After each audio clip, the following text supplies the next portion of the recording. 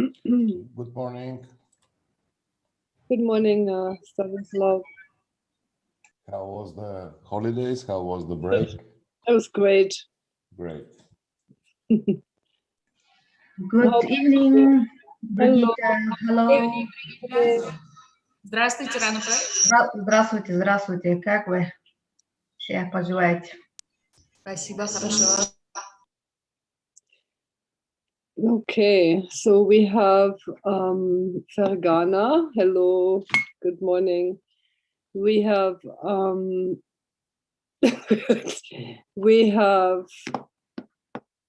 okay, if Stanislav is here, then Namangan must also be here, right, Mr. Chervenkov? Not exactly, because I'm already in Bulgaria, in Sofia. Yeah, my colleague Amelia now is in Tashkent, and tomorrow she's joined the team in Namangan. Okay, so you're back in Bulgaria, Mr. Yeah. Okay. I see. Okay. And then, okay, Camellia is coming. So, okay, so we're missing Andijan room and Namangan room. So we have Monoja twice. Okay. We just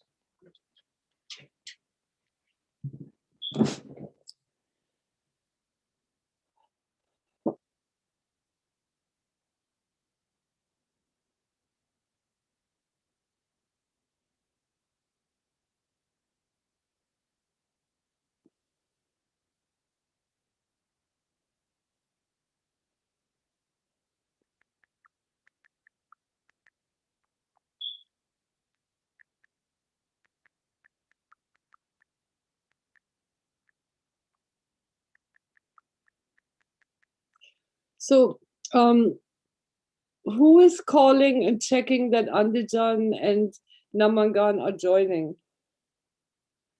Monoja John, are you? Okay, I can see you nodding. Okay.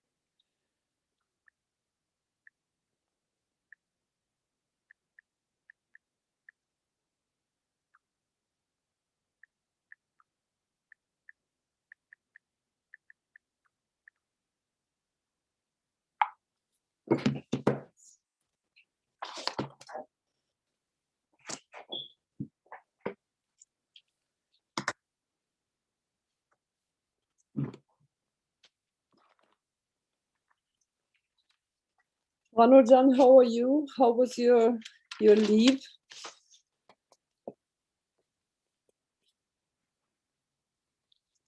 Well, good. I mean, we had only 1 day break, so for the bank stuff, so we didn't have as state agencies like a 3-day off.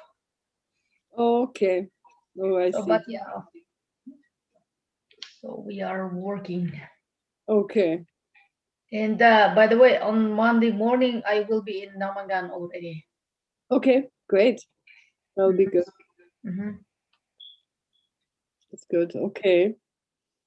We have a bit of work to do today. We have to review the Namangan well-being analysis. Then we have to get ready for the seasonal calendar. And we have to make a list of all the things that we have to fix on the well-being analysis so that when you go to village, you do that. So there's a bit, and then I wanted to give you some space before you leave. So there's a bit of work to be done today. So I hope we can get started soon. Okay.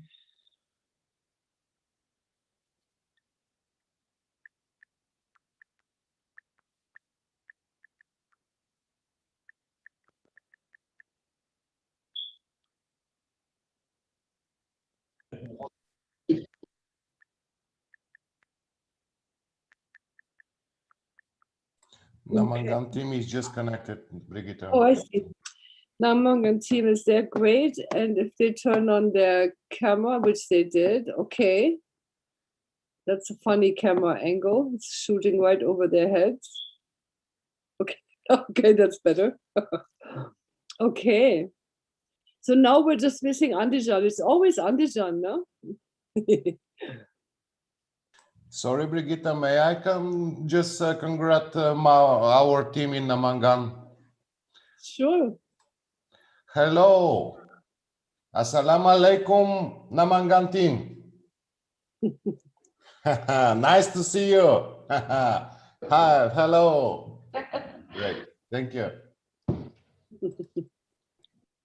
Yep. Any news, Monojojon? When are we seeing when Andijan is coming? They are trying to connect. Okay, they have some technical issues, maybe.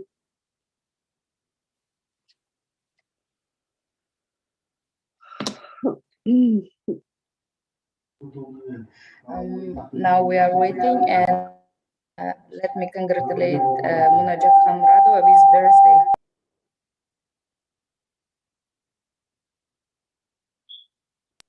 Noshko, tug'ilgan kuningiz bilan.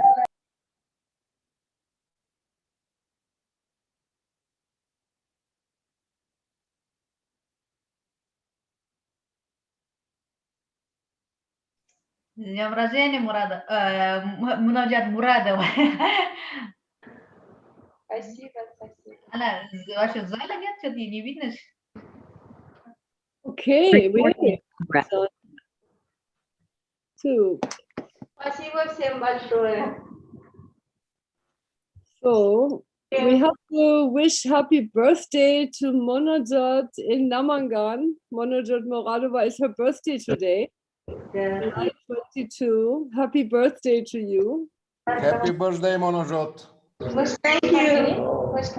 Thank you very much. You're welcome. Okay. Do you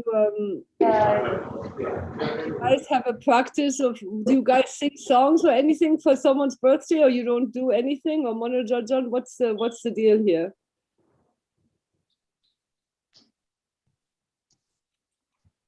What do you normally do? Monojot is so Modiwa. What is the deal?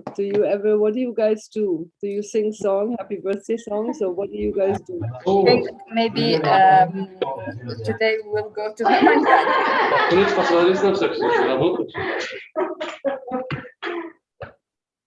If she invites.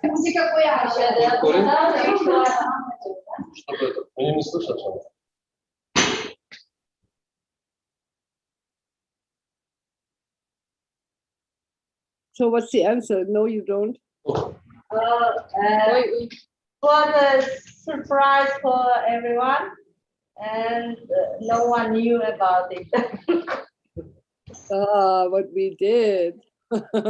Can we go to Namangan office, Munajat? Yes, of course, welcome. We'll be there waiting.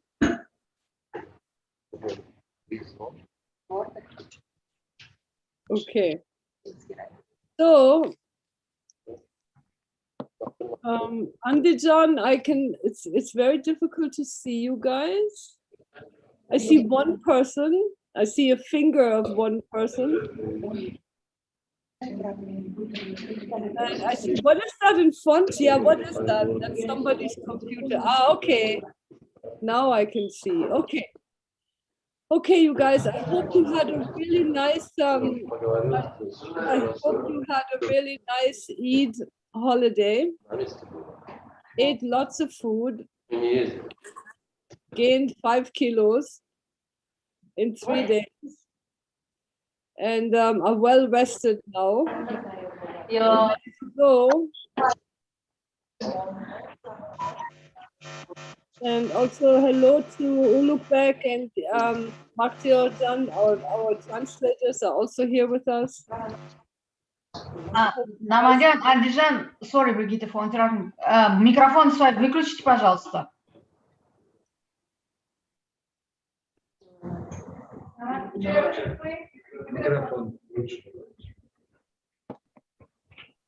I see.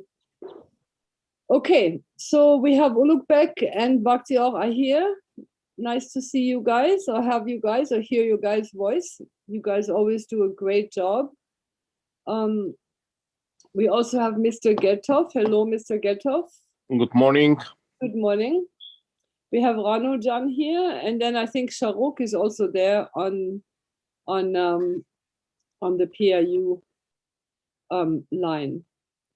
So we have Namangan. Now, today's agenda, you guys, let me just tell you today's agenda. The agenda for today is to finish the presentations and looking at photos and the process of the well-being analysis for Namangan. And then we should make a list. Everyone will have to make a list of the things that they need to make sure that the well-being analysis is in order. So one of you was missing 30 some, household names because they had migrated, all kinds of things were happening that you felt, some didn't have all the MDU members, right? So there are a few things you have to do. You should make a list of that. So when you go to village, you know exactly what to do. We'll spend a little time on that today. The other thing we will do is we'll learn the seasonal calendar, okay, of how to do that. And you'll go do that this afternoon. And then tomorrow we will debrief the seasonal calendar. On your, I believe it's your Sunday, you will not have to have a meeting. The village people can rest, but you will go to village and you will do the well-being analysis verification, where you will walk around the village and go to different households, but you won't have to call a meeting by the MDU. So they will be free on Sunday, but you will be working and verifying the 10% of the household well-being analysis. And we'll learn how to do that tomorrow, probably, not today. Okay, and in the meantime, I've also sent to Monojot and to Ilham Jan the water table that would be great to complete. Monojot, have a look and see if that makes sense to you. It would be great if we had this, then this could be put into a poster format during the QDP process. You see, Monojot, that would be an important information that the village should have at their fingertips, right? To see when they want to allocate money, what does the water situation look like, right? Per street. So I think that's a really nice, transparent way that we can get a handle on this individual water. That's kind of hard to do. We don't have time to do surveys. So we're doing it this way, okay? Okay, if there are no questions, so you know what we're going to do today. We're going to work for probably the first couple of hours just on the well-being analysis. Then we'll have our tea break. Then I made a presentation to help walk you through the seasonal calendar, okay? I'll go through that presentation, give you a chance to ask questions. And then I'll give you some time to practice the seasonal calendar and to come back, and even then you can still ask me some questions, right? And then you go to the field. That's our strategy today, okay? If there's no questions, then let's straight go to Namangan team to do their presentation of the well-being analysis, please.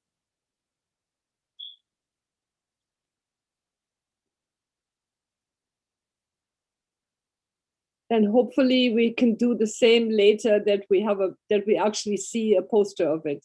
Oh, and Monojot and Ilham and Monojot, at some point, if you can do, make sure I can get a translated table of the well-being analysis, that would be helpful, yeah? Because I'm going to do the training report later. As I'm doing the training report. It's helpful to have these annexes, yeah. Okay. Go ahead, Namangan. We are ready for you.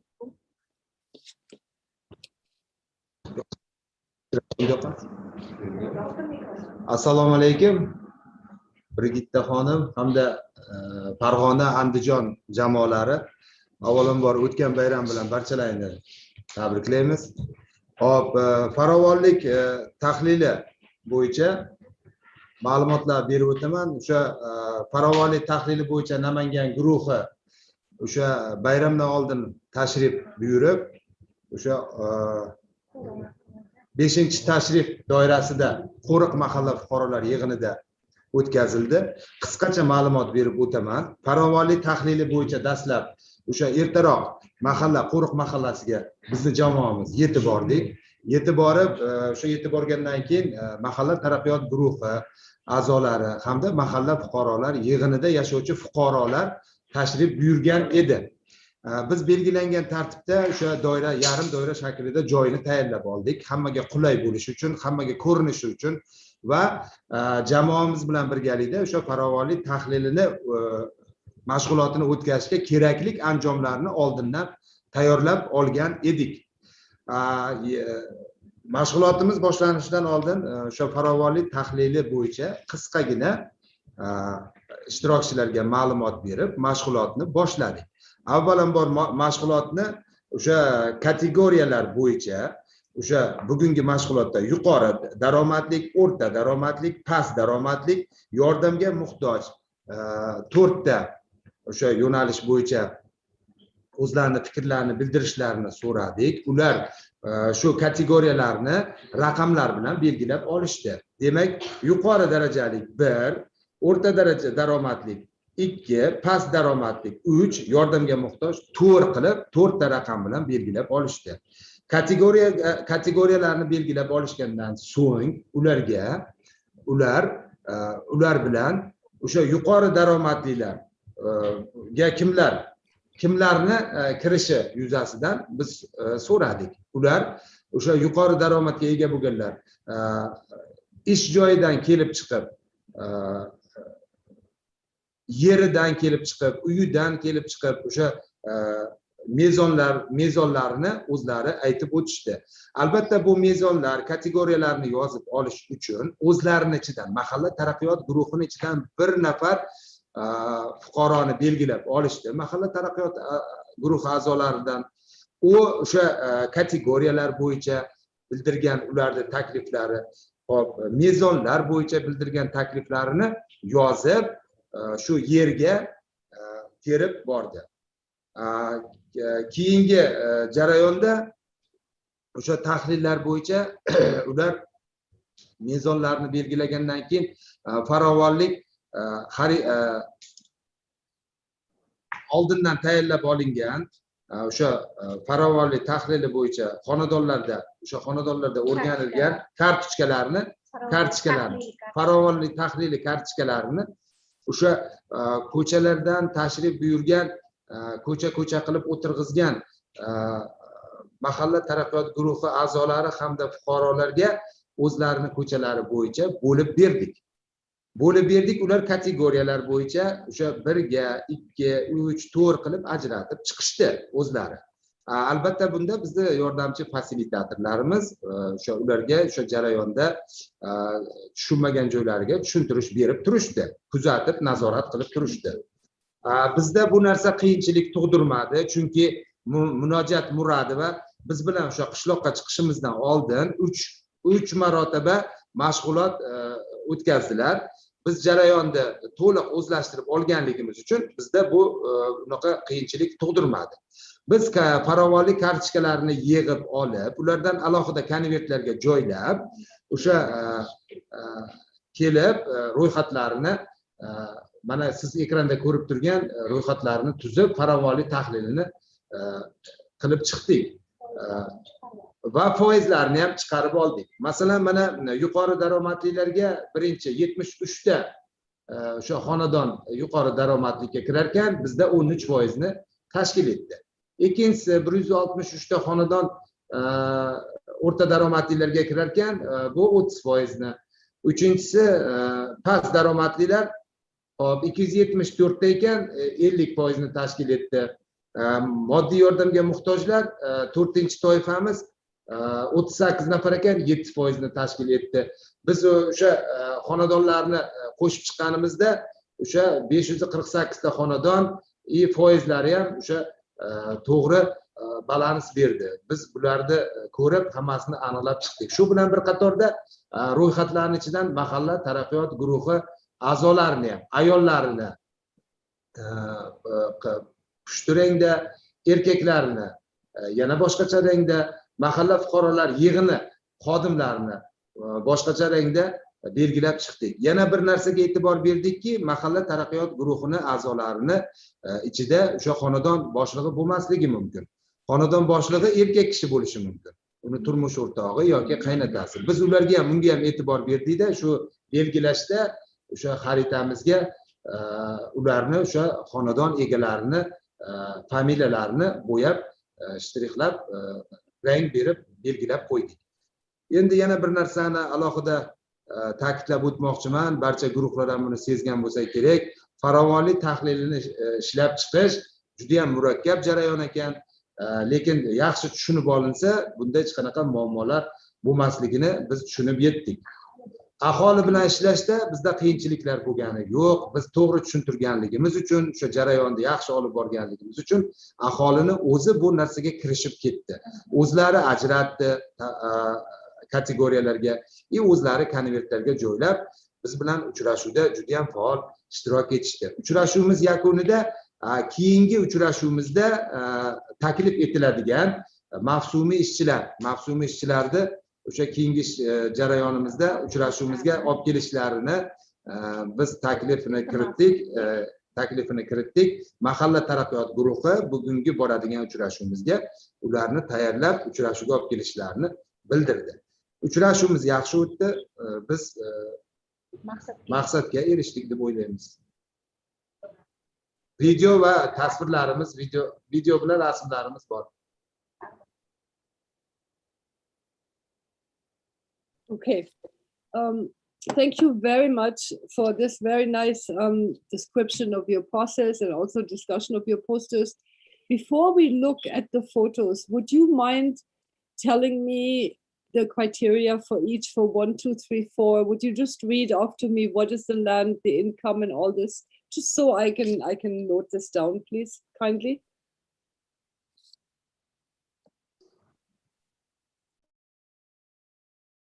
Kategoriyalar bo'yicha birinchi kategoriya yuqori daromadlilarga ular ishidan kelib chiqib, masalan, fermer bo'lishi mumkin, tadbirkor deb belgilashdi. Fermer, tadbirkor, katta yer egasi, hop, qoramollari o'sha bosh soni 5 tadan 10 tagacha, oylik daromadlarini 5 milliondan 10 milliongacha deb belgilashdi.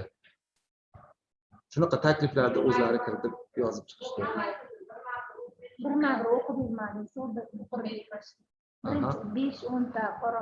Xo'p, birinchi o'sha yuqori daromadlilarga 5 tadan 10 tagacha qoramoli bor. Respublika, viloyat yoki xorijda farzandlari o'qiydi, uylari yaxshi, ta'mirlangan, 5-10 xonadan iborat. Yeri hop 1 sotikdan 100 gektargacha yeri bor.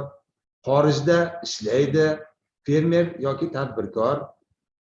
5-10 million daromadi bor, traktori bor, mashinasi bor. Poytaxtda, viloyatda davolanadi, xorijda o'qiydi.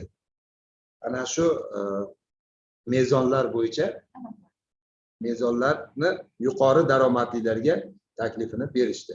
Endi o'rta daromadlilar 3-5 bosh qoramoli bor. O'qishi shaharda, viloyatda, uyi 4-6 xonalik, yeri 0,4 sotikdan 6 sotikgacha, o'qituvchi, shaharda ishlaydi yoki shifokor bo'lib ishlaydi. Hop, daromadlari 1 milliondan 1,5 milliongacha daromadi bor. Mashinasi bor, shaharda davolanadi, viloyatda o'qiydi. Bunday mezonlarni kiritishdi. Uchinchisi, past daromadlilar.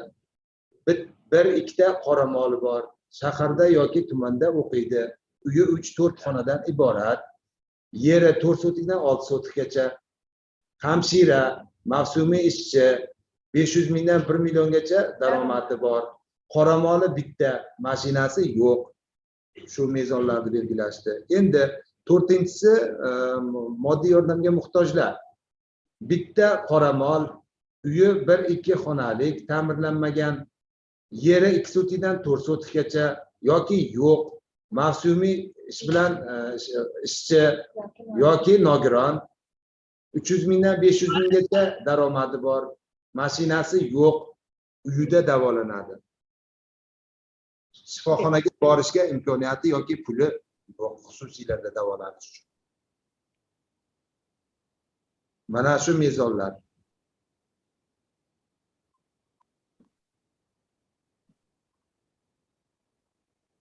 Okay, I'm sorry, I missed some of this because I could hear the voice of the speaker louder than the translation. What is there? Do they have any livestock? The last category, number 4. Was there any livestock? I missed that part. I'm sorry. Oxirgi to'yfada qoramoli bor.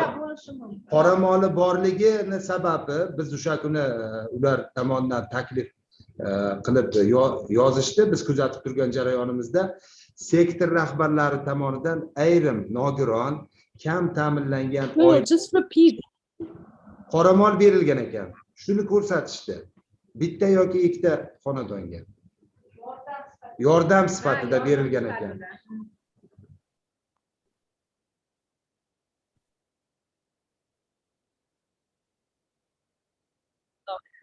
Okay. And what about land? I missed that part. Yeri 2 sotikdan 4 sotikgacha yoki umuman yo'q. And okay, wait, 2 to 400 square meters. And what about category 3 with land? Hop, 3-toifaniki 4 sotikdan 6 sotikgacha. Oh, I see. But that's what number 2 has, up to 600 square meters. So how can number 3 have the same amount? That can't be right, or is it? There has to be a difference, right? U yerda to'g'ri, 3-chi bilan 2-chini bir xilligini sababi o'sha bizda o'sha Qo'riq mahallasida o'sha mahallani ko'chalaridagi yer sotiqlari hammaga o'sha bir xilda berilgan ekan. Faqat boylar, yuqori daromadlilar birinchi toifadagilarni ayrimlari o'sha qo'shimcha yonidan sotib olganligi uchun ularda sotigi ko'proq.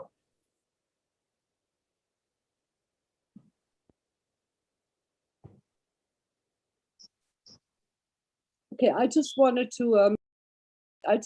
to make something clear before, so we all on the same page. There is a limit on how much land individuals can own, yeah? So you can't say that these people own a lot of land. They don't. There's a limit, and I think it's like a hectare or so. And so the other land, when they say 100 hectares, they're talking about having access to government land. They do not own that land. Let's be very clear, all of us, that your government has made rules that limits the land holding size, yeah?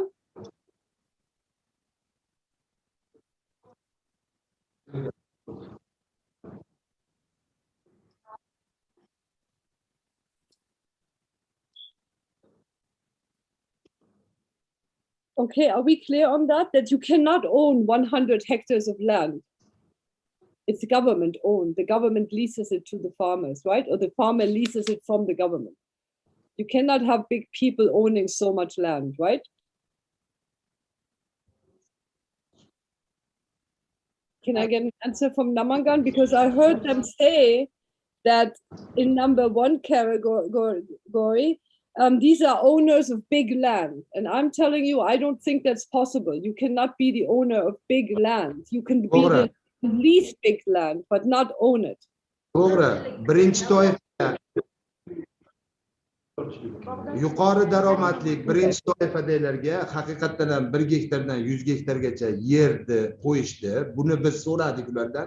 So'raganimizda o'sha Brigitta xonim aytganlaridek 50 yilga ijaraga o'sha dehqon fermer xo'jaliklariga yoki fermer xo'jaliklariga 50 yilga bog'dorchilikka shartnoma asosida berilgan yerlar deb tushuntirishdi.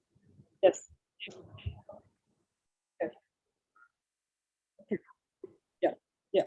Yeah. But the point is, if you don't farm properly, you can lose that lease. Yeah. So unlike private land, which no one takes away from you, this land can be lost if you do not properly farm and have the output the government wants you to have. Let's be very clear on that. Yeah.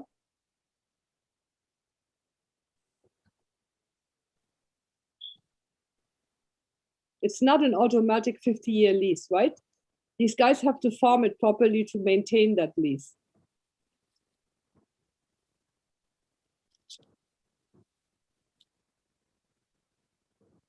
Correct, Namangan?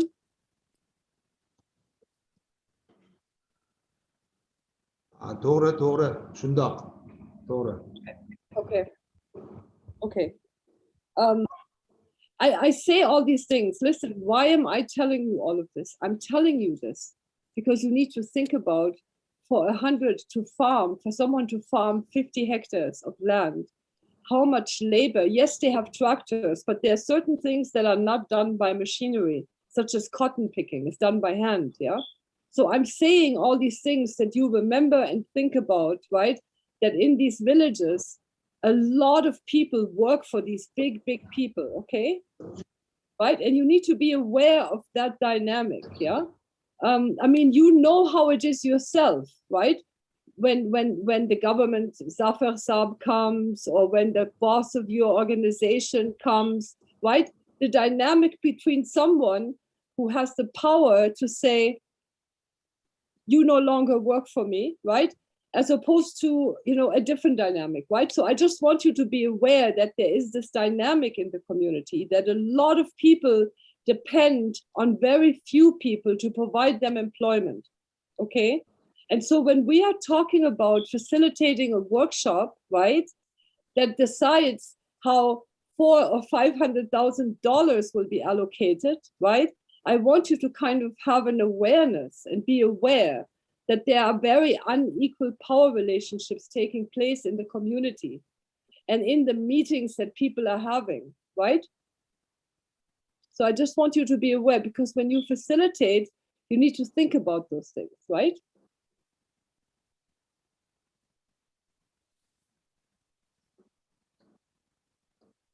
Okay. Now, I think what is interesting to do at some point is to actually have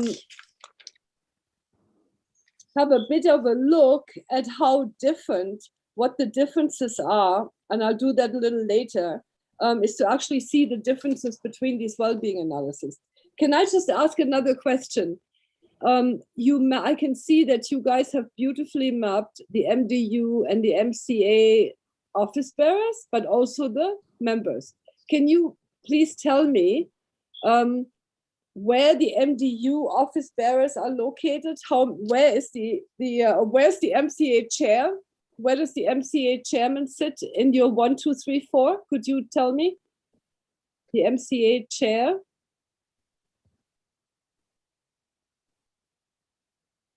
Where's this person? Mahalla fuqarolar yig'ini raisi 4-chi. Yeah. Yo'q. Hozir mahalla tarafdor guruhi xaridada bo'lyapti.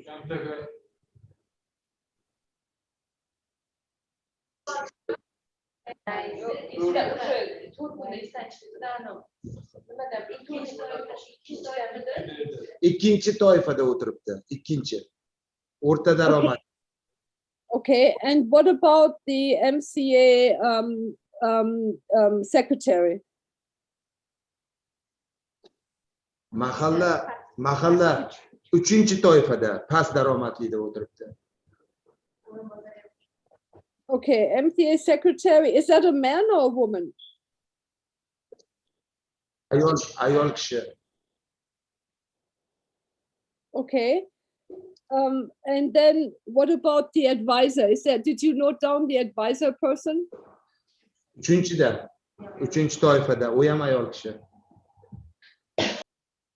Third category, okay. And what about the MCA, the MDU chairman? The MDU chair. Is that MDU raisi, 4-inchi mahalla taraqqiyot guruhi raisi, 4-inchi toifada u. 4-inchida.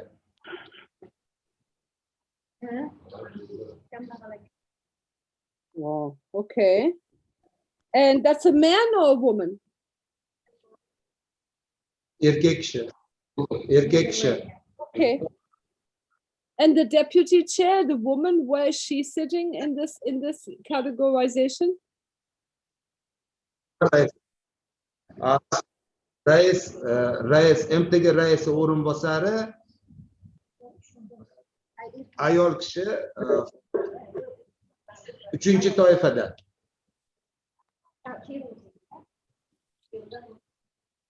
Okay. And then you have a MDU secretary. Erkek kishi u birinchi toifada turadi. Birinchi toifada. Okay.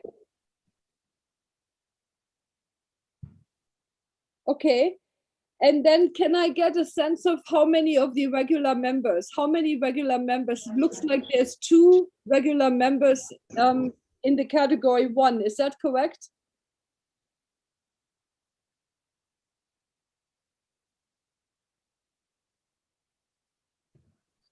Birinchi toifada MTG a'zolaridan 3 nafari. Bitta. Okay. And then how many, and then in category 2, how many men do you have? Is it 1, 2, 3, 4, 5, 6? Is that correct? 7.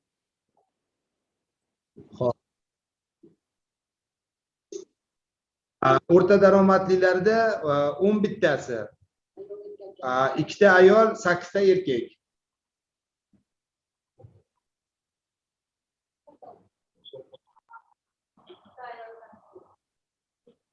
Ikkita ayol, 8 erkek.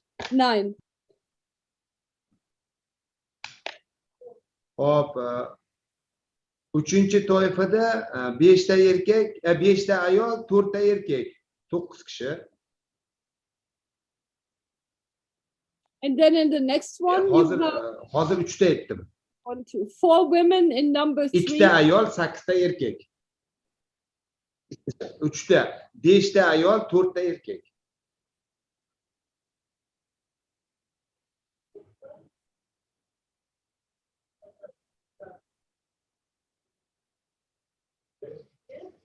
How many men? How many women? No, now you need to take out the office bearers. Okay, you need to take out the office bearers. Because I already noted them, right? Only the members. Tell me only the members, please.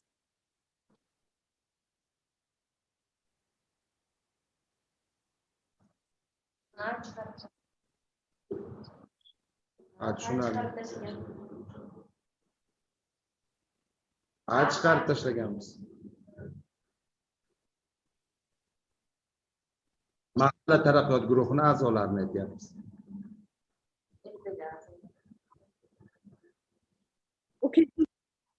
So how many members? I'm sorry. So how many members are in number 3 total? 9 ta bo'lyapti.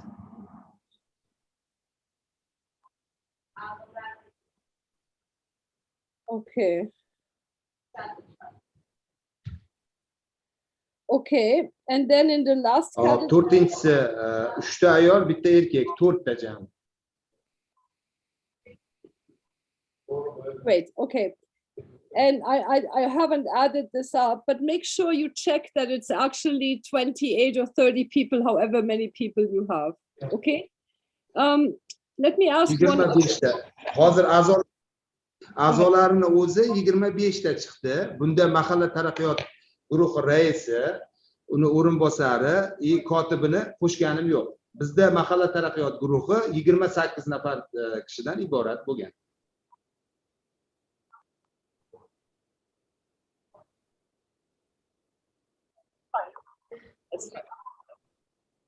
That's fine. That's fine. 28 is fine. Now, can I also ask the profession? What was the category number 3? What was the main income source? I'm sorry, I missed if you said it. I didn't hear it.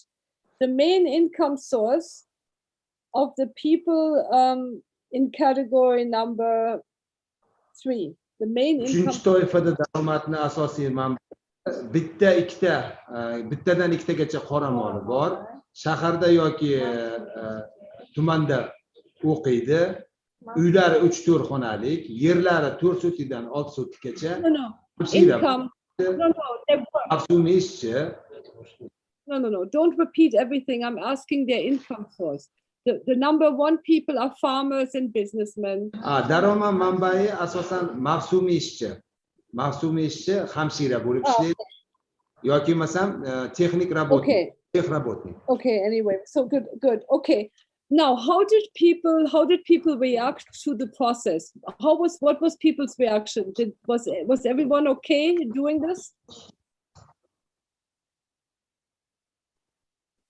Ularga qulay bo'ldi. Shu qulay bo'ldi. O'zlari bu amaliyotni o'zlari kirishib ketib, o'zlari o'sha mezonlarni o'zlari belgiladi. Biz faqat o'sha kategoriyalari bo'yicha tushuntirish yo'nalish berdik xolos. Mezonni ularni o'zlari belgiladi. Kim qanaqa yo'nalishga kirishi, qanaqa daromadi hammasini o'zlari o'tirib belgilashdi. Bu videolarimizda ham, foto lavhalarimizda ham aks etgan. Okay. Now, I just wanted to speak now, everyone. If everyone can please pay attention for a moment, all the rooms, Andijan and Fergana and Namangan, and maybe we can take away the poster now for a moment, remove the poster so we can have the whole, it's easier to see everyone in the rooms. Whoever is projecting, can you just remove the projection? Okay. Now, for everyone, I just wanted to say something about this analysis. I hope you realize, right? What you have done in 3 to 4 hours of work is to basically get a snapshot of the class composition of a community that normally takes people a lot of research to collect, right? Normally people go door to door with a survey. They ask people how much income you have, how many assets do you have?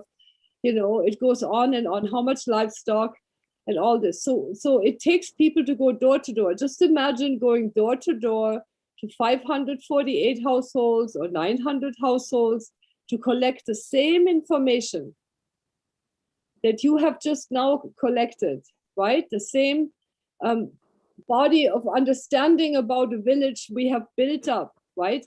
Can take weeks, right? Weeks when you do a survey. Now, what this also means is that a lot of the work we do, that is what we call PLA, participatory learning and action methodology, is that it is about 80% correct. The information you are getting is, roughly speaking, 80% correct. We accept that 80% correctness because it saves us so much time. If we want to reach 100% correct information with the community, understanding what's going on there, it would take us so much more money and time and effort to do that. We accept this kind of 80% accuracy of the information we build up with the community. Okay? Does that make sense to you?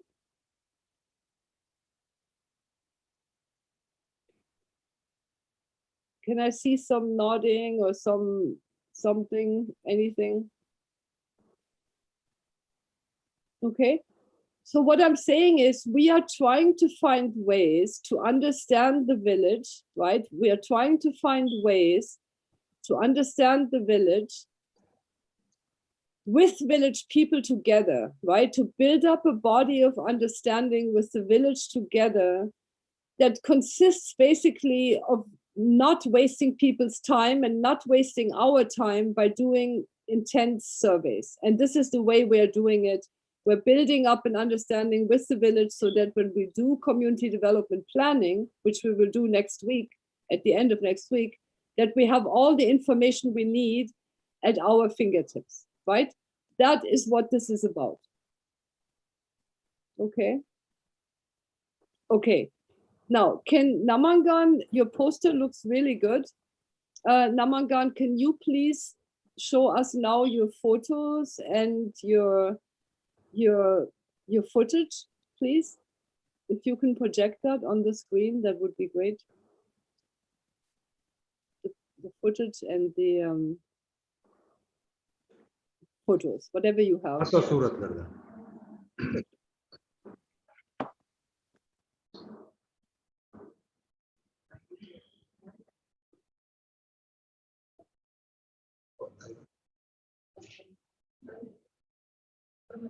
Hozir 1 daqiqa.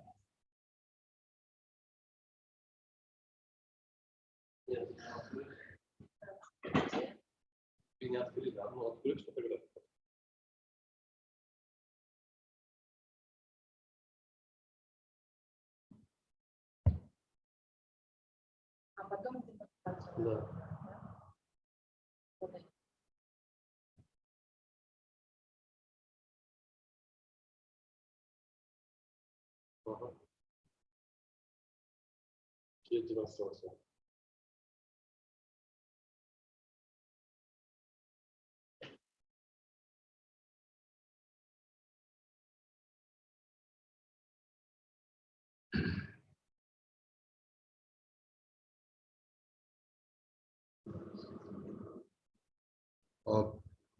Biz fotolavhalarni namoyish etishni boshladik. Hop, dastlab o'sha qishloq fasilitatori Ra'no opa va qishloq fasilitatori men Bahodir birgalikda o'sha uchrashuvni olib bordik. Mana tasvirda ko'rsatib, men aytib o'tganimdek, tasvirda o'sha ular o'zlari belgilab olishdi kategoriyalarni. 1, 2, 3 qilib belgilab olishdi va mezonlarda o'sha o'zlari chekkada o'tirib, mana bir ayol yozyapti ular tomonidan berilgan takliflarni, bir kishi olib chiqib o'sha mezonlar bo'yicha o'zini yo'nalishiga qo'yib terib chiqyapti. Bu ishni barchasini ularni o'zlari bajarishdi. O'sha o'zlari o'sha mahalla taraqqiyot guruhining a'zolari va o'sha uchrashuvga tashrif buyurgan fuqarolar. Mana mahalla taraqqiyot guruhining a'zosi ular tarafidan berilgan takliflarni yozyapti. Bir kishi uni olib chiqib o'sha kategoriyalar bo'yicha joylashtiryapti. Barcha ishni ularni o'zlari bajarishdi. O'zlari tomonidan o'zlari terib kategoriyalar bo'yicha joylashtirib chiqishyapti.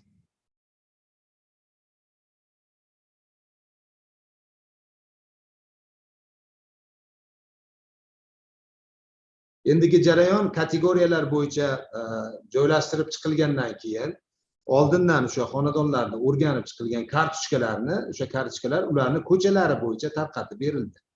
Mana ular o'sha kategoriyalar bo'yicha va mezonlar bo'yicha, o'sha ko'chalari bo'yicha o'zlari ajratib tahlilini qilib chiqishyapti. Muhokama qilib, o'zlari terib chiqishyapti. Bunga aholi faol ishtirok etdi. O'sha kategoriyalar bo'yicha, mezonlar bo'yicha o'zlari tezlik bilan bu narsani amalga oshirishdi. Bir-birlari bilan o'sha toifalarga bo'lishda muhokamalar qilishdi. Kimni qaysi kategoriyaga qo'yish bo'yicha.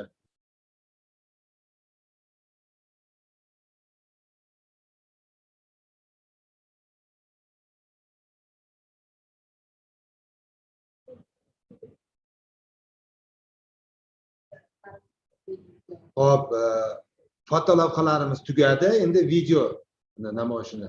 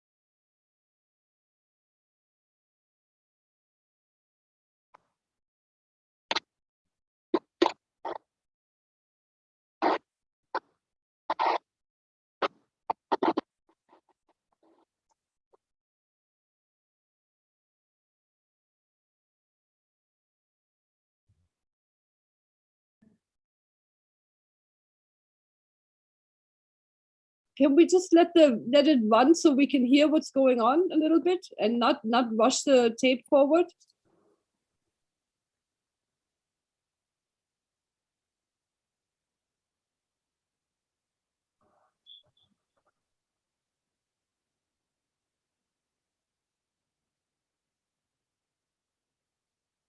Okay, we're having that internet issue, I think, right? The size of the film, so we can't really stream it properly.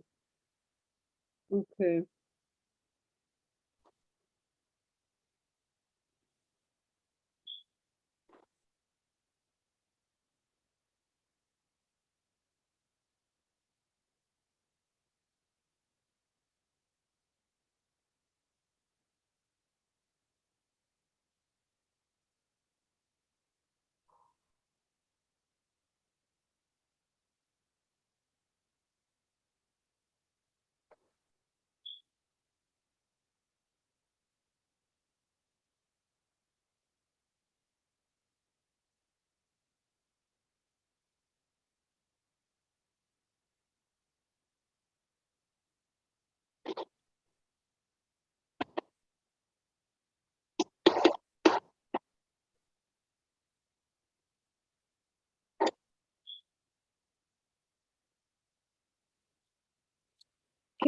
Can I just ask, can you stop for a moment?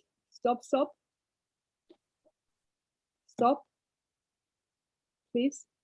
Okay, what is on this? Can you stop the okay, what is on this poster that is on the board there? What is written on the poster on the board?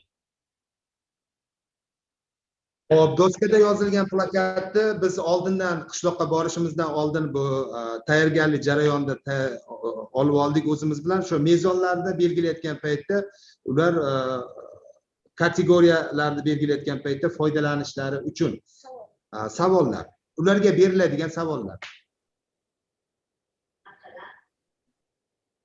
Masalan, aytaylik, o'sha What are the questions?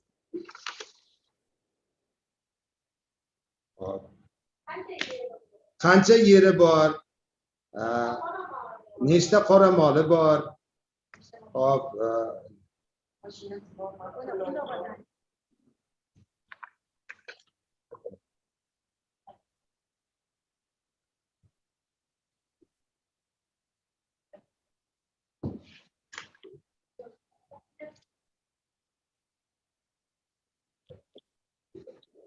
hop, bu biz yozgan narsalarda yozilgan joyda savol shundan iborat bo'lgan. Ilovani ikkinchi qadamida yozilgan.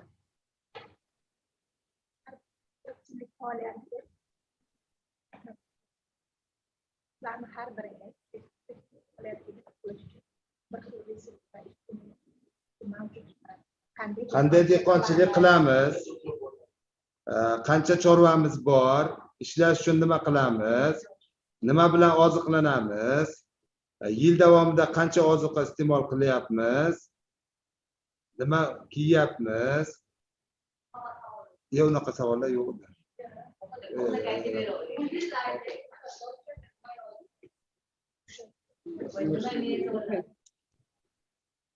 Okay, so basically, let's have a discussion about this for a moment. So, I mean, there are 2 points I want to note. One is that this is actually not what the instructions tell you to do, right? The instructions are asking you to not come in there with these categories, but to build those categories up with people, right? To ask people what is different between us and to reach those categories with people rather than giving them to people, right? What's the difference? Let me ask you, what is the difference between you coming in with the pre-written category, like we're going to look at land and income and food and livestock and assets like tractors, cars, right? What is the difference with you giving them the poster that's already there saying this is what we want you to look at, or with you coming with nothing and asking them the question, what is it, you know, that we need for our livelihoods or how we live that makes us different, and to actually brainstorm and then write the cards about, oh, our income is different, our access to land is different, our access to food is different, we have different access to education or clinic, right? What is the difference, do you think?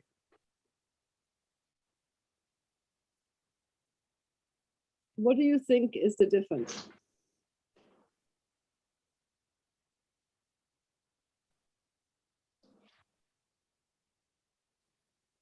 Does anybody, I can't see every room, but I'm asking you guys, yeah, go ahead. Whoever is Hop, wants biz please go ahead. kategoriyalarni tayyorlab borganimiz yo'q. O'sha uchrashuv, 5-uchrashuvda ishtirokchilarga beriladigan savollar bo'lgan. Sizlar yaxshi darajada yashash darajasiga ko'ra bir xilmisiz, yo'naltiruvchi savollar bo'lgan. Qancha yerga egasiz, qanday dehqonchilik qilasiz, qancha chorvangiz bor, tirikchilik uchun nima ishlar qilasiz, bolalaringiz qanday ta'lim I'm oladi. not going to debate this with you. My instructions do not ask you to go to the village with leading questions. These are leading. Ikkisini farqini so'rab. Okay, they're not open-ended, they're leading questions. I'm asking you the question. I'm just asking. To'g'ri. What is the difference between giving these categories already? See, you're already giving them the categories, right? Rather than building them up. I'm asking you, what's the difference in your opinion? Why doesn't every room take 5 minutes? 5 minutes time, discuss in your room with everyone. What is the difference? What difference does it make if you tell them what you want to look at rather than asking them to work it up? What do you think is the difference in the outcome of the exercise? Okay, 5 minutes.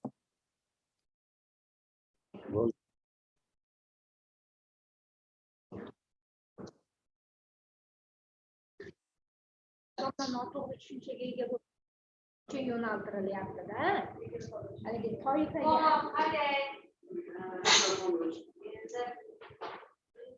Mikrofon.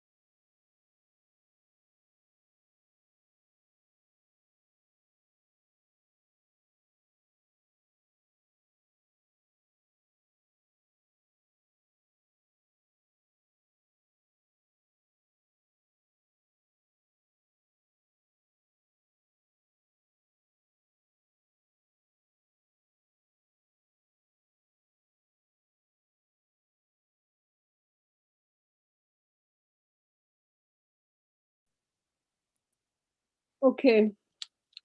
Are you guys ready? What do you think? Any answers?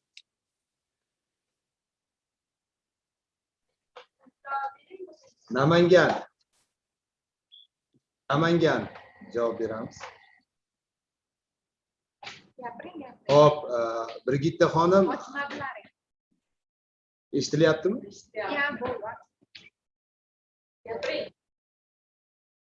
Hop, Brigitta xonim, albatta sizni savolingizni biz to'g'ri tushundik.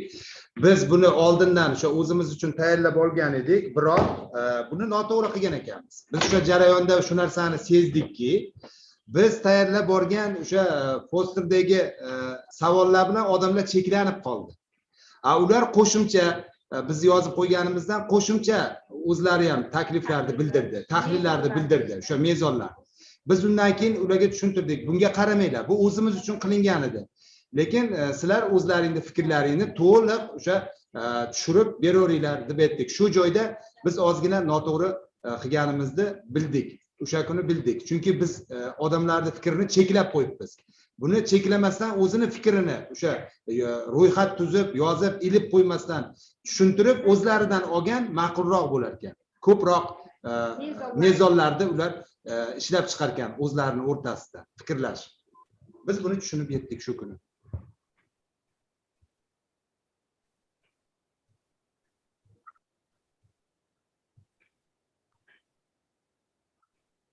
Okay, so one thing is if you do the posters, it limits them.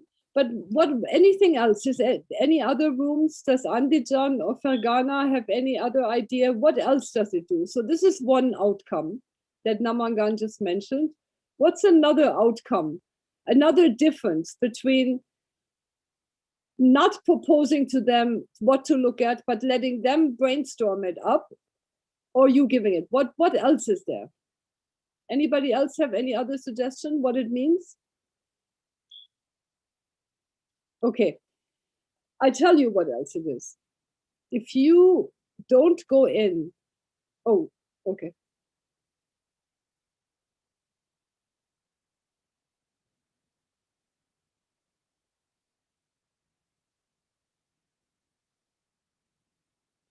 Any other suggestion? Yes or no? Then let's hear it. Yeah, we don't have like. Manimcha Farg'onadan.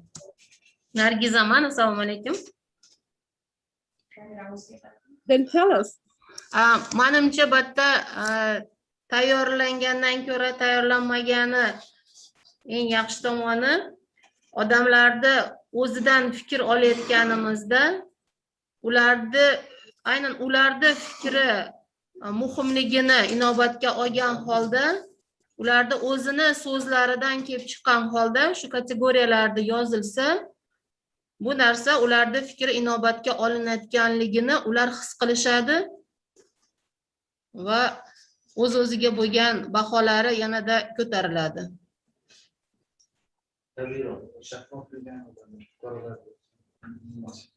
So that's right. They will own it. They will own this work. Whatever work we do, you want them to own it, right? So what Nargiza said is absolutely correct. But so is what Namangan just said, right? This is right. That, you know, you're limiting people when you give the questions. But more important even is that people need to own this poster, this work that they did, right? And not think that, oh, these people came from Tashkent or from some city, you know, Andijan city or something, and they think they tell us how we categorize our people, right? That's not what this is about. This is not about you going and saying, we want you to categorize by income, this. You want people to think, yeah, why am I different from my neighbor or this guy or that guy or this household? And people think we have different land, we have different houses, we have different income, we eat different food. They need to come up with their own ideas, not you telling them. Okay? Does that make sense? I think that Andijan is frozen. The screen looks very frozen to me. Can you guys hear us even though your screen is frozen? I think now Andijan has vanished. Okay, so we need to get Andijan back. Okay.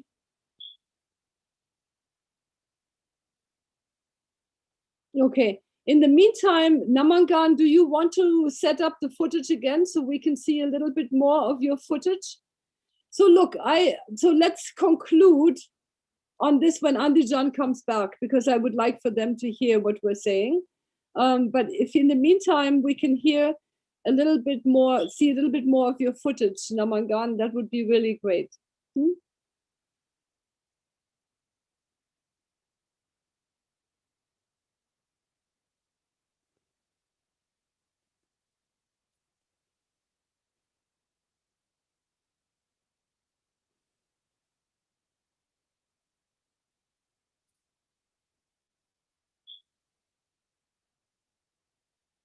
Go ahead and press or play.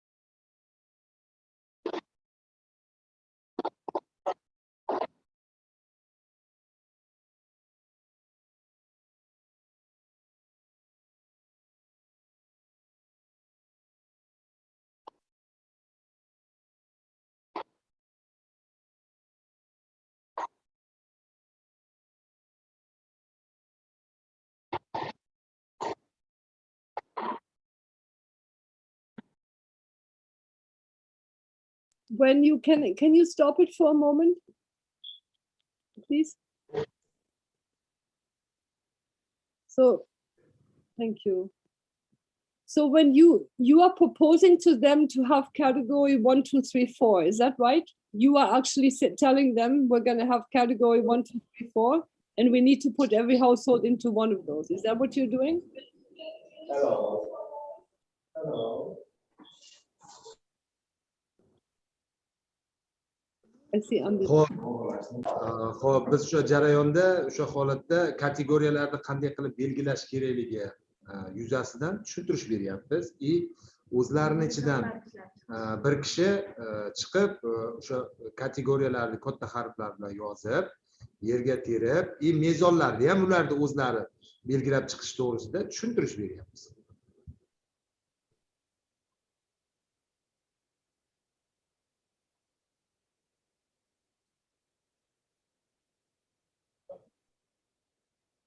Okay, I'm asking you a very specific question. You don't need to repeat everything you've already told me.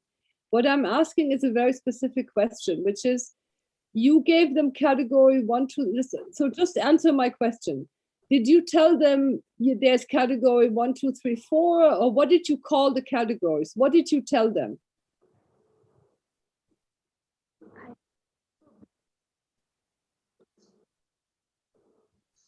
Ularga birinchi ulardan bir qanday qilib belgilab olamiz deb so'radik ulardan. Kategoriyalarni qanday qilib belgilaysizlar? Yuqori daromadlik, o'rta daromadlik, past daromadlik, yordamga muhtoj. Ular raqamlar bilan belgilab olishini bildirishdi. Raqamlar bilan yoki harflar bilan? Raqam yoki harf bilan deb so'radik. Ular raqam bilan belgilab olamiz deyishdi. Okay. Okay. Okay. And let me ask the other question then. You had farmers in your meeting, is that correct? Because you have an MDU secretary and an MDU member, and MDU members in the number 1 category. So you actually had very big, sort of better off people sitting in this meeting. Is that correct?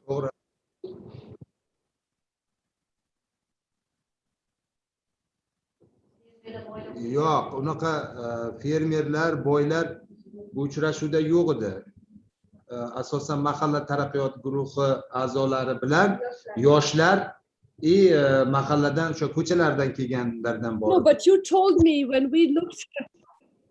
I'm sorry. When I asked you where are all the MDU members located, you told me the MDU secretary is a man and he's in number 1 category. And the MDU member, there's 2 MDU members who are also men who are also in number 1. Is that not correct?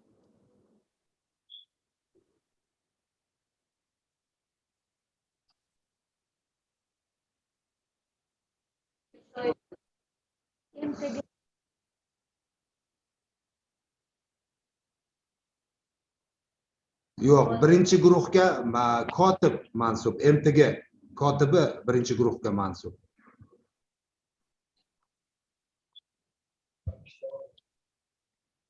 Okay.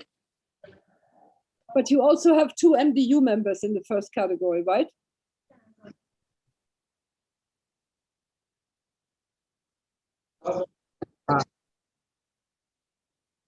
Bor edi ikkita a'zosi. Lekin fermer emas. Okay, so I'm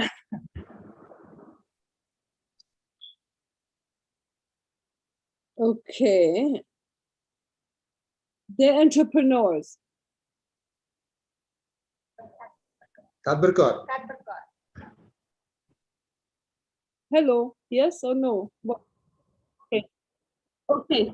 So my point is, you had people sitting there who make between 5 to 10 million soms in a month. Is that correct?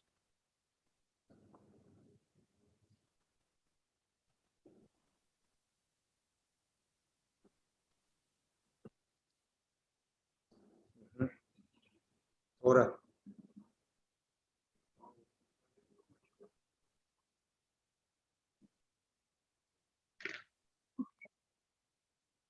Okay, so my question is, normally people that make that much money, right? Look at this.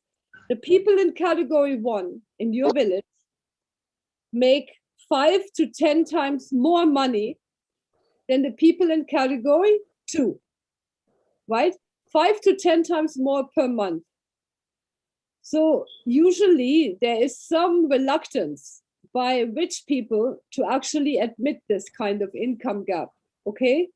So my question to you is, did you get any sense that there was any reluctance to discuss this income issue?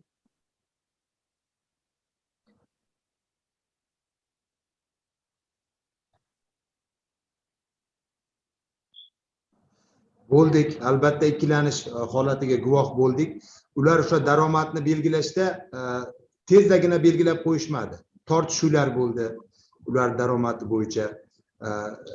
Belgilashda o'sha tortishuvlar bilan belgilashdi. Osonlikcha belgilashgani yo'q.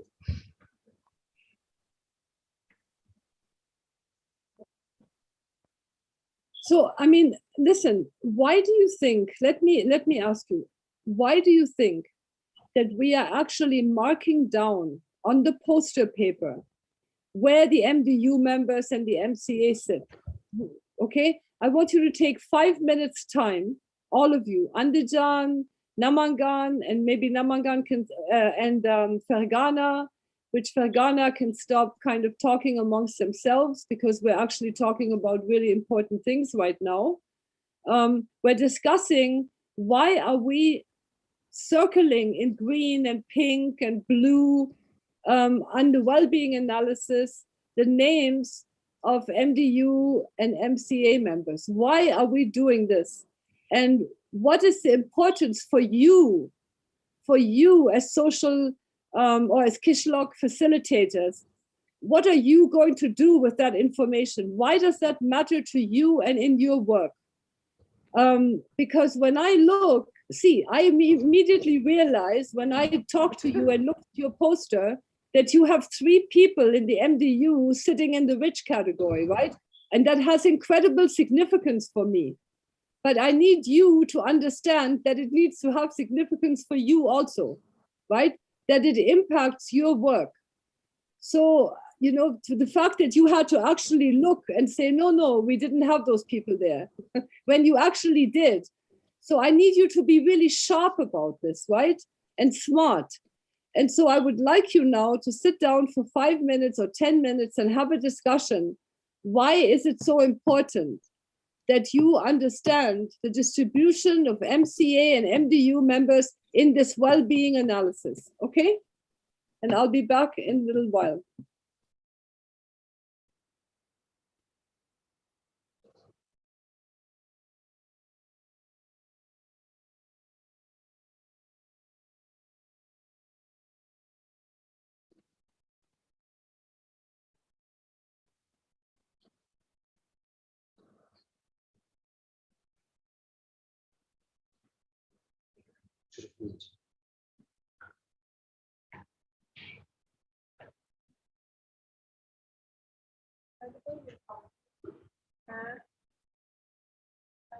Ko'rishdim.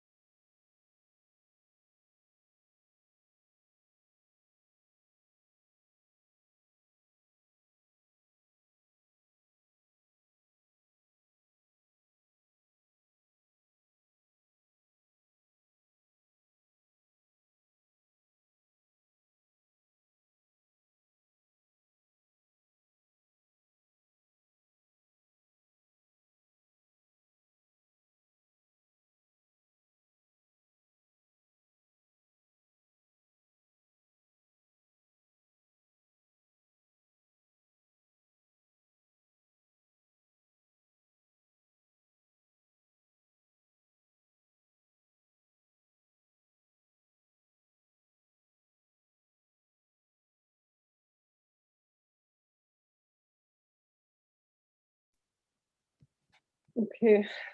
Let me know. Give me some indication when you're ready, huh?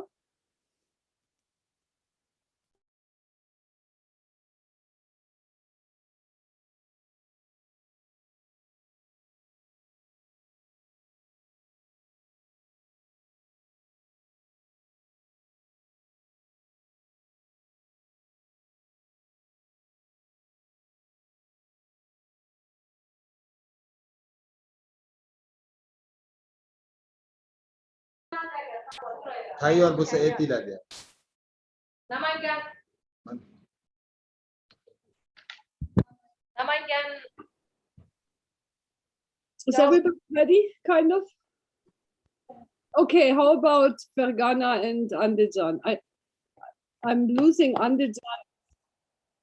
Okay, you guys, what's happening with Andijan? Hang on a second, because this is kind of important for Andijan to also understand. Now, I don't know where they are. They seem to have internet problems. Is that right, Manojot? They have internet problems today? Yep.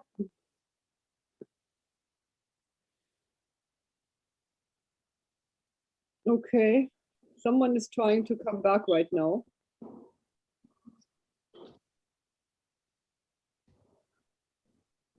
Just wait 1 second. Just wait a minute. I just want to see if we can get Andijan in the room as well.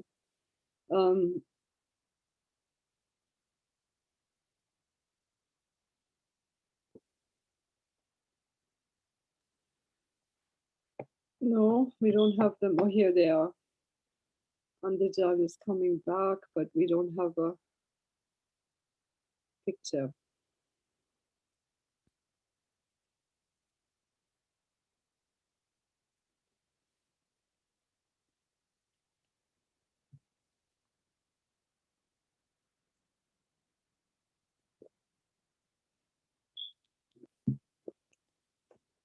Okay, I can see the Andijanis. Okay. Oop, they're gone again. Okay. What's going on there, Manojot? Can we find out what's the deal here? What are we going to do? Because I think poor internet connection in Andijan. Ilham Ege is flying now to Andijan, so I couldn't connect now. In the morning we talked, but they have a problem with internet. okay. What about Ilham? Can Ilham somehow manage from his laptop? Ilham will join later. Oh. He's just flying to Andijan. Okay. So what should we do? I mean, I don't quite know what to do. Should we? Let me call again Andijan team. We have Andijan specialist, the regional specialist there.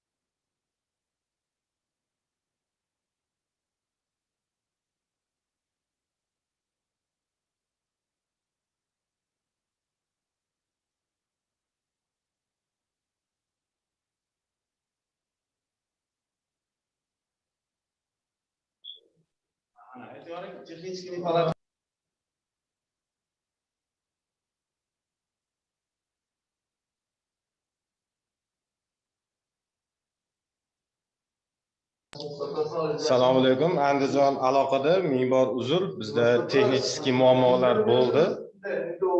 Shu uchun ozgina aloqada uzilish. Okay, no problem. That's great. I'm glad you're back. We waited for you. Did you guys manage to discuss this point that we asked you to? The point. Savolga javob bersak mayli? Okay, why don't you go ahead? Please go ahead. Go ahead. Answer.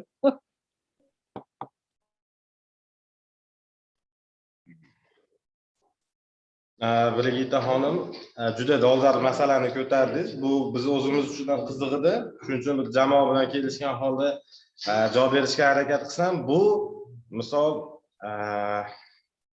ushbu klasslarga ajratishda MTG a'zolarini yuqori daromadlilarini bo'lishi, misol nazarimizda bu yomon signal, chunki qishloq sharoiti endi o'ziga xos mentalitet shakllangan, xohlaymizmi, xohlamaymizmi, baribir yuqori daromadga ega insonlarning qishloqdagi ta'sir doirasi kuchli bo'ladi. Kuchli bo'ladi. Misol u ish beruvchi bo'lishi mumkin. Misol u qarz beruvchi bo'lishi mumkin. Misol u qishloqqa bevosita o'sha yordam berib yuruvchi inson bo'lishi mumkin. O'z navbatida iqtisodiy munosabatlar aralashgan joyda ta'sir doira juda ham kuchayadi. Shuning uchun men bevosita aytgan bo'lardim, bu yaxshi emas. Shuning uchun shuni e'tiborga olib qo'ygan ma'qul deb o'ylayman, chunki xohlasa, xohlamasa, mana misol biz qo'shni viloyat misolida ko'radigan bo'lsak, adashmasam yuqori daromadda 3 kishi turibdi, to'g'rimi? MTG a'zolaridan 3 kishi. Hop, 3 kishi turgan bo'lsa, mana shu 3 kishi misol u ish beruvchi sifatida oladigan bo'lsak, misol 50 kishiga ish beradigan fermer bo'lsa, bu 150 ta aholi degan. Bu bir vaqtni o'zida 150 ta odamga ta'sir o'tkazishi mumkin. Bu birinchidan bu aholini qaysidir bitta qismini bevosita misol fikrini u yoqqa yoki bu yoqqa o'zgartira oladi degan xulosaga kelish mumkin. Albatta bu shaxsiy fikrlar, noto'g'ri ham bo'lishi mumkin. Savolingizga menimcha javob bera oldim deb o'ylayman. Rahmat. Okay, that's a great point. And I'm gonna give an opportunity. That was very nice. I'll give an opportunity to Ferghana and Namangan to also express their view. But I will tell you also how we can address this problem, right?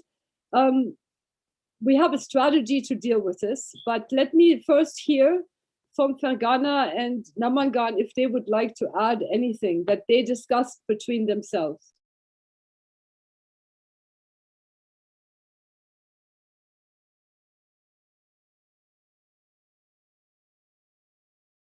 Namangan javob bersa mumkinmi? Javob berishi mumkinmi?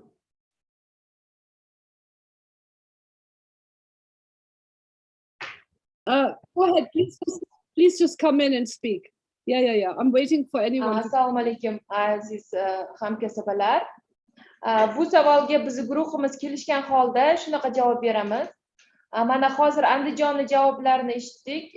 Biz ham shu javoblarga qo'shilamiz va ham ozgina qo'shimcha qilib aytmoqchimizki, bu birinchi guruhdagi odamlar soni bizda faqat 3 kishini tashkil qiladi va bizning fikrimiz shu guruhdagi birinchi guruhdagi MTG a'zolarini ishtiroki ham muhim.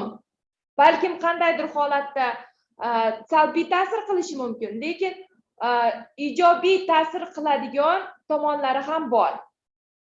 Masalan, qandaydir holatlarda ularni nima deydi, qo'li uzoqqa yetadigan yoki qandaydir muammoni hal qilsa bo'ladigan MTG guruhlari a'zosida kelib chiqqan, aytaylik, bu bizni loyihamiz doirasida emas. Masalan, keyinchalik ham bu MTG guruh a'zolari mahalladagi barcha muammolarni yechishga, qanaqadir masalalarni yechishga qaratilgan guruh, biz tayyorlayotgan guruh hisoblanadi.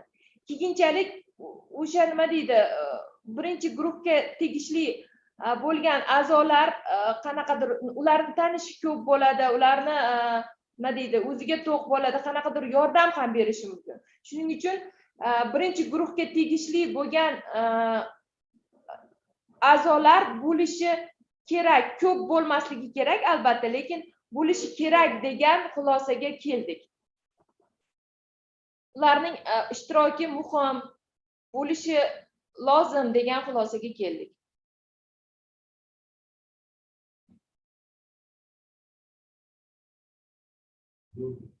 Okay, let's hear from if Fergana has anything they would like to add.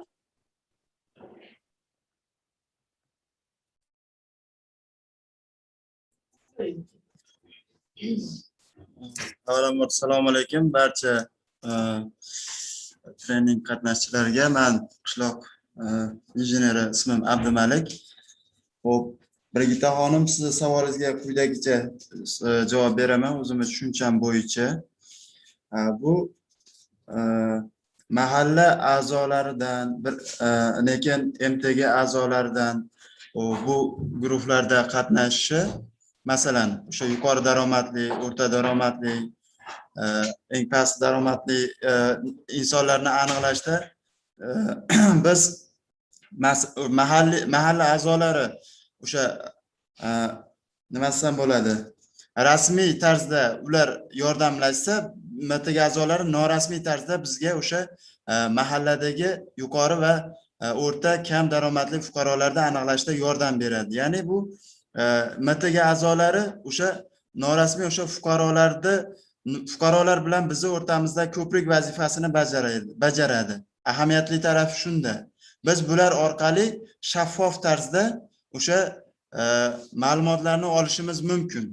Endi bu yuqori daromadli yuqori guruhda bu yuqori daromadli insonlarda bo'lishi ham bu tabiiy hol. Biz istasak istamasak bu bo'ladi va bularni bo'lishi ham bu nima desam bo'ladi, salbiy tarafini o'ylamasligimiz kerak, ijobiy taraflari ham bor.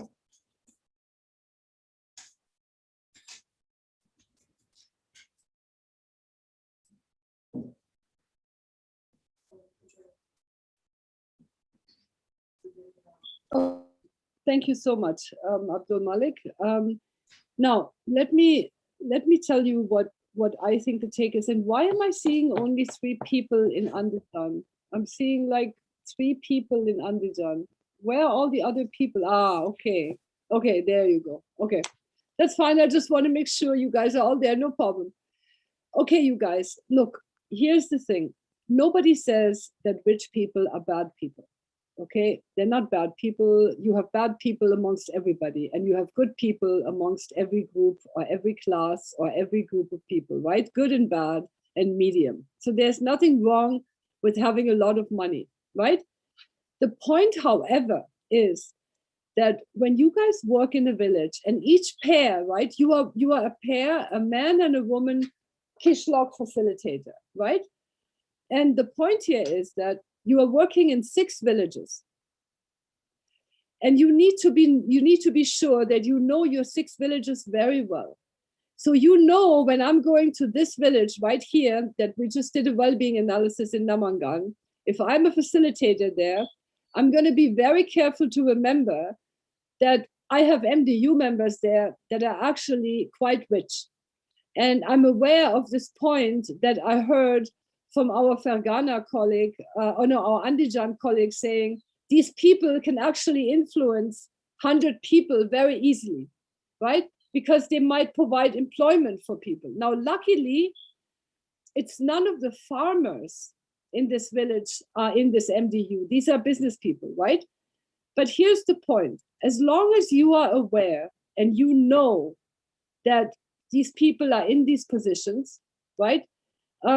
The point is, we have some $500,000 that needs to be allocated, okay, in a way that benefits everyone in this village, right? So that everyone has access to the things they need.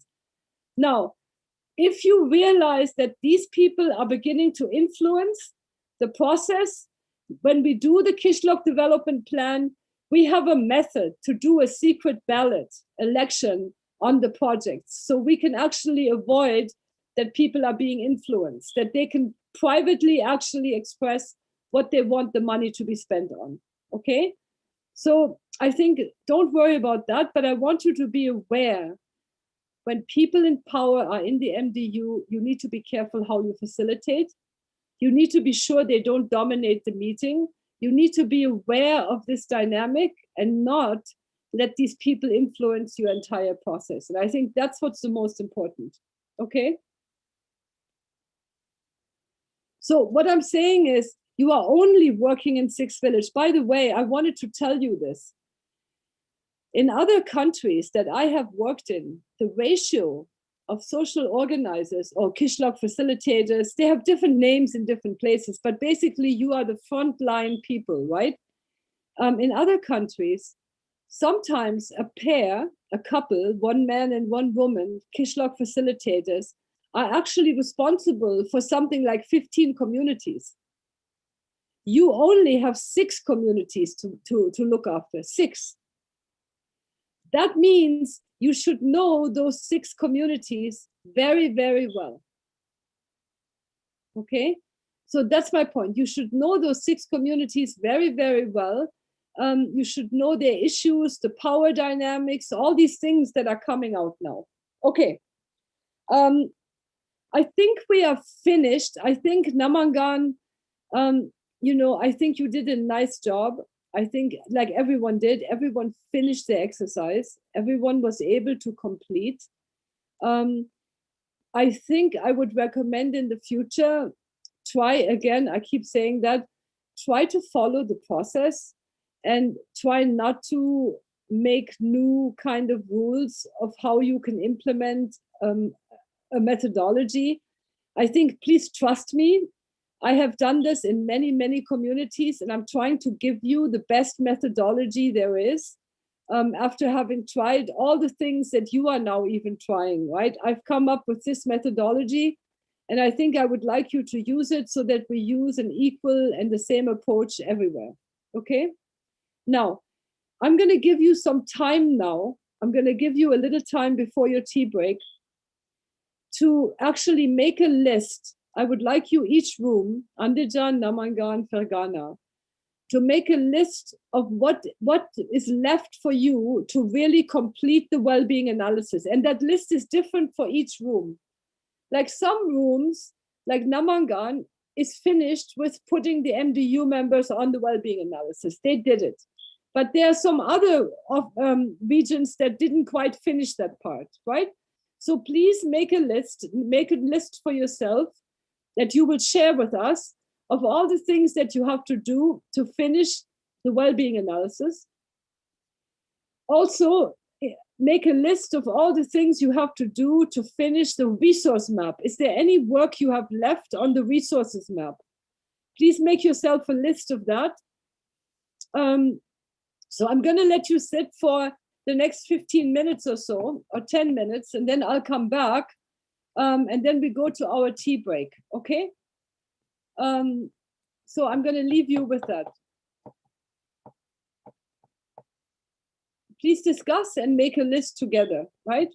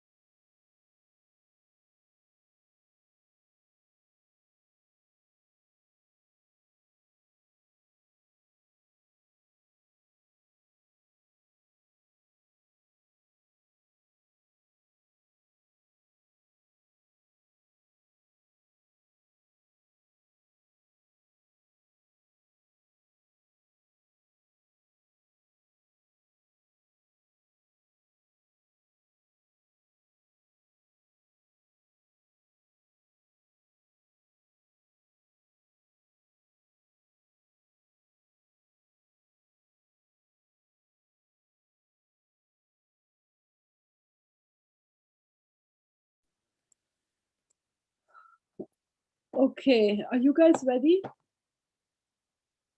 with your lists, or do you need more time? Namangan,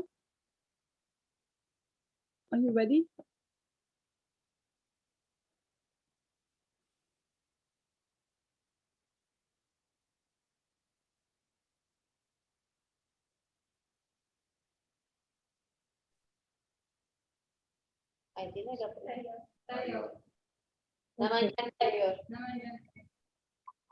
Okay, Andijan? Okay, and Fergana? Okay, great, that's great. Okay, so Fergana, why don't you start and tell us what is left for you to do on the well-being analysis to make it, you know, perfect.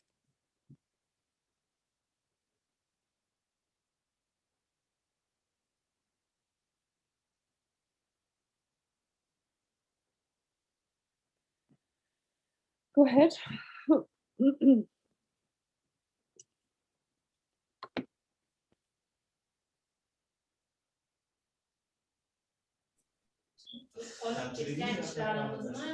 Hozir assalomu alaykum Birgitta xonim.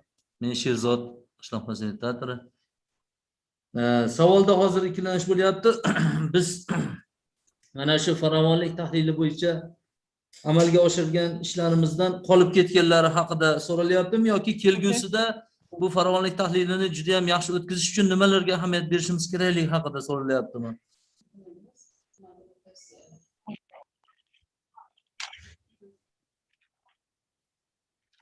Okay. Oh, okay, no. So no. Okay, what I meant is you already did the well-being analysis and you did the resource map, right? But sometimes when you're in the field and when you're doing it, you know, and you're not reading the instructions while you're in the field, you forget to put some things. So some people didn't put all the MDU members on the well-being analysis. Some people didn't put all the MDU members on the map yet, right? Some people, didn't transfer all the names yet onto the well-being analysis poster, for example. Some people needed to ask some question. There was one place that I think it was, I can tell you, it was Andijan that had 36 households that had migrated, right? So they need to find out, is any of those 36 households left or not, right? So there are all these questions that we have to like follow up on. So that was what I meant.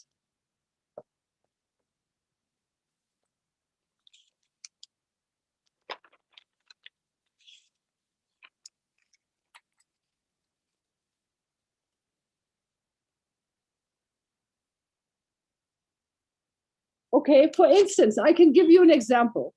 You said that the MCA told you 900 households, but you only had 831 cards. So what that name cards. So what that means is you need to figure out where are your 69 other households. I'm talking about that kind of work to finish your well-being analysis. That's what I'm talking about.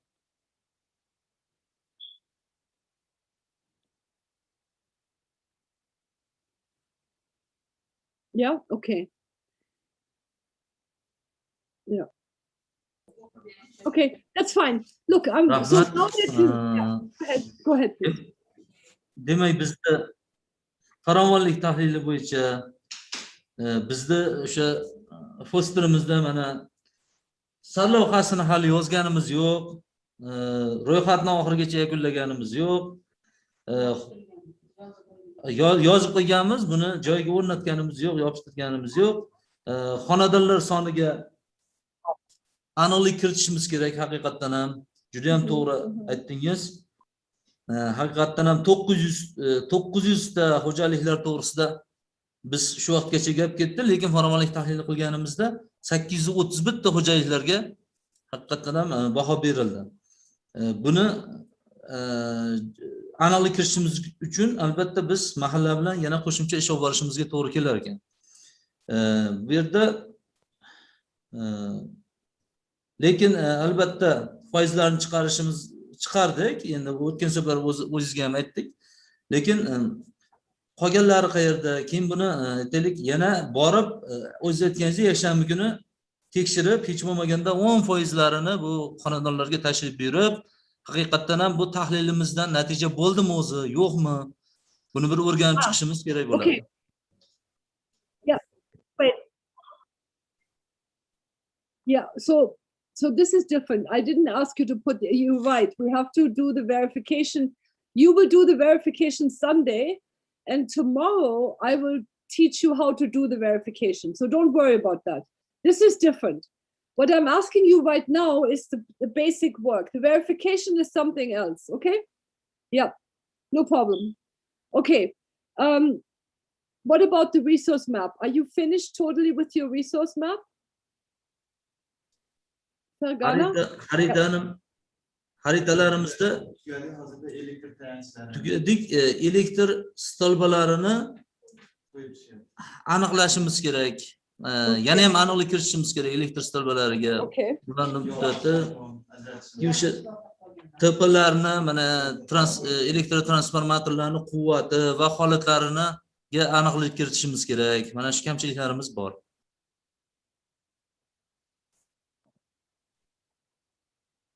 Okay. What was the last point? I'm sorry, I missed the last point. What was it? Besides the power poles, you said, I missed it. I'm sorry. Tepalarni, demak, transformatorlarning quvvati va holati, ularning hozirgi, demak, ishchi holati haqida aniqlik kiritishimiz kerak bo'ladi. Okay.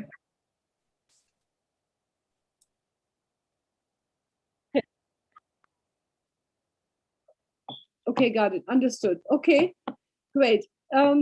In that case, now can we hear from Andijan? Andijan, what do you have left?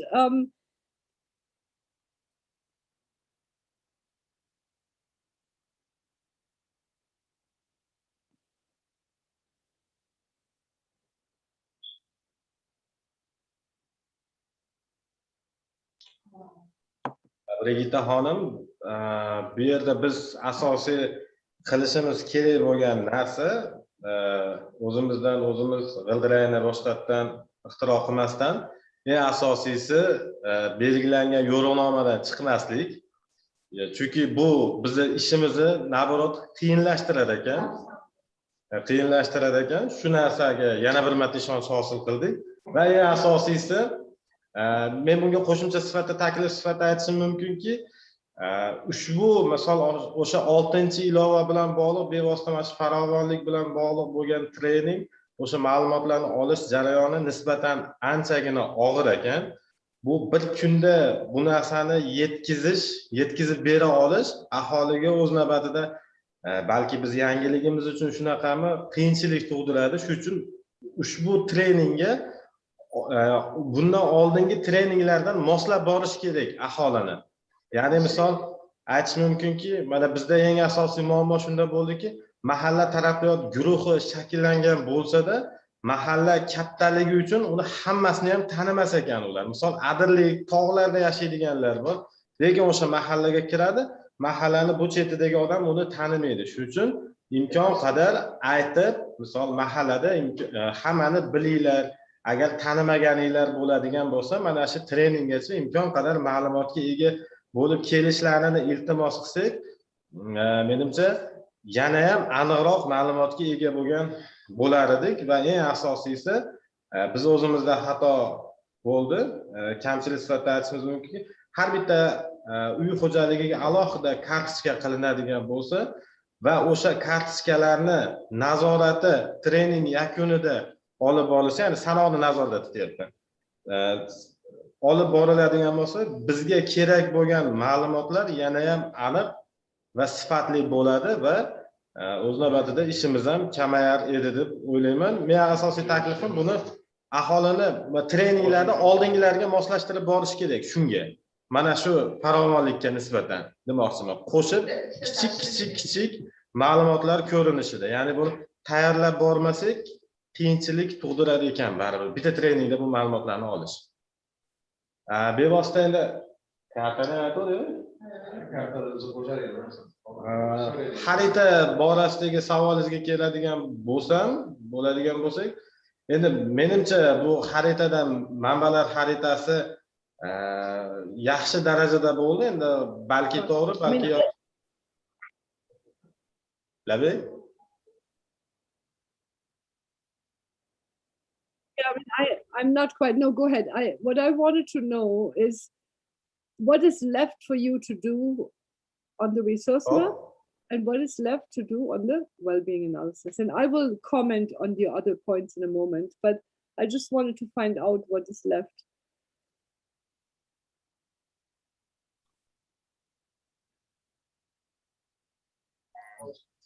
Tahlil bo'yicha qolib ketgan xonadonlarni oxiriga yetkazish kerak. Bizda asosiy muammomiz shunda, chunki biz to'liq qamrab ola olmadik yuqorida aytgan sabablarim tufayli. Va qolaversa mahalla pasporti bilan ko'proq darajada ishlashimiz kerak ekan, chunki bevosita mahalla pasportida ham biz uchun kerak bo'lgan ma'lumotlar qisman mavjud ekan. Ya'ni vaqtni behuda sarflamaslik ma'nosida.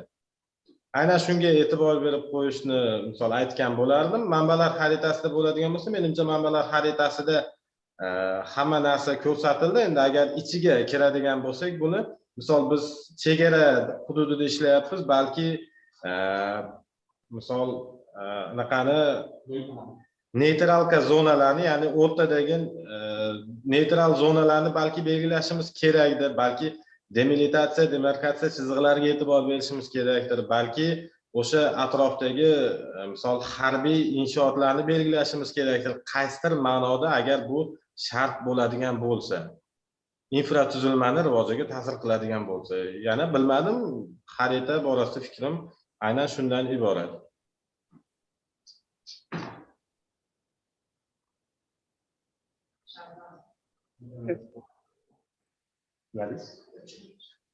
Yeah. No, I mean, I leave it to you. I think your country would probably not like to have maps of military installations. I think that's a rather sensitive issue. So I would probably not put that on the map. It may be not a good idea. And so basically, okay, you have you need to make sure you have the proper numbers of households, I think. Now, in terms of, look, here's the point. We are trying to reach the phase of a Kishlok development plan before we have winter, right? Before, so that we can start the construction and start building. Ideally, yes, the MDU members, you would take your time and you would run workshops and you would do this and that. But that's never possible when you're doing development projects. You usually only have 2 years and you need to build a project, right? You have a construction season that it's not possible to do construction when it's really cold and frozen outside, right? So usually, there's a lot of pressure to get going. The idea is that MDU members will get to know each other in this process you are engaging them in. And the point of the well-being analysis to do it by street is that the MDU members from the same street will know each other and they will be able to work together and they will know who lives in their streets, right? So we're trying here to efficiently and economically, that makes sense, to actually get prepared for a Kishlok development plan.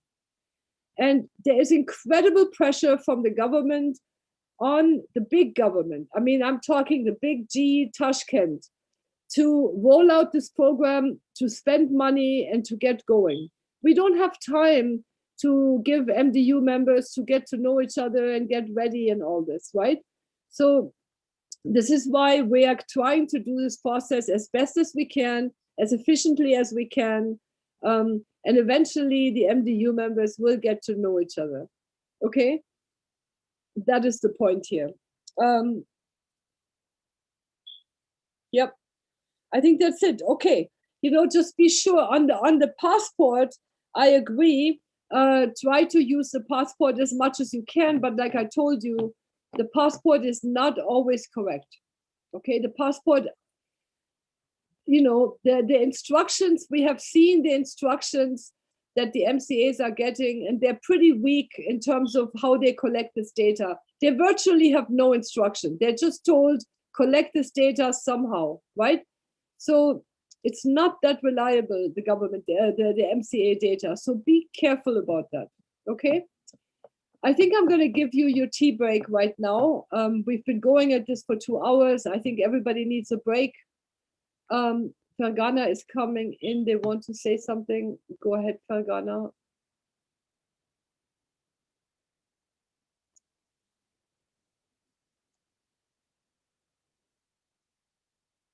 No, okay.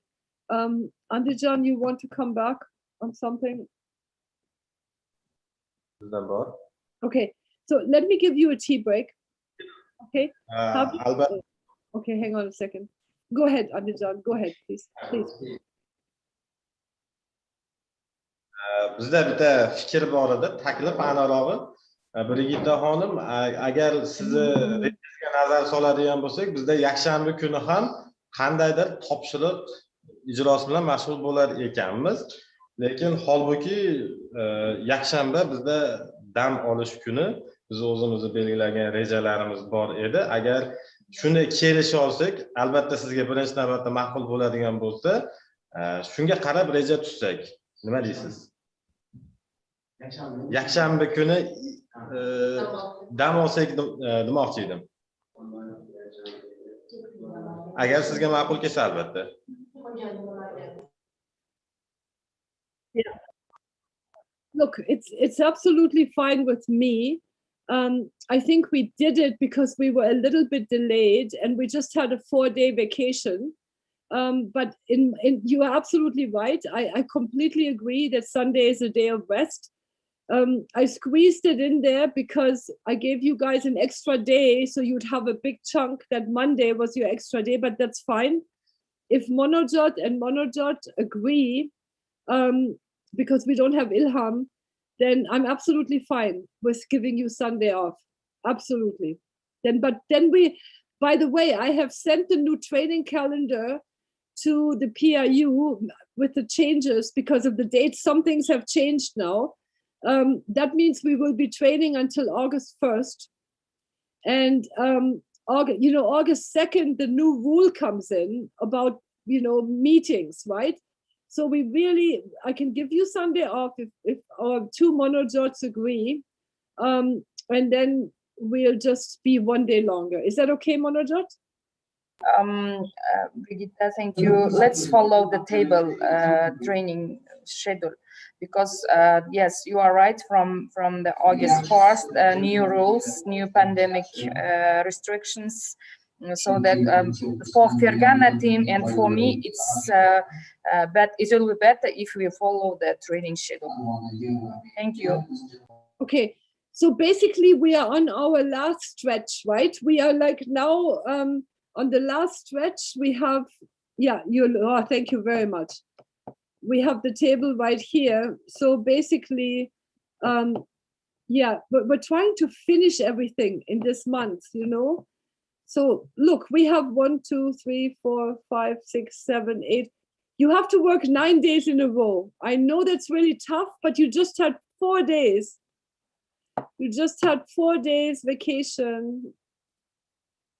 So I know it's tough, but what can I say? Okay, so we have to stick with the schedule.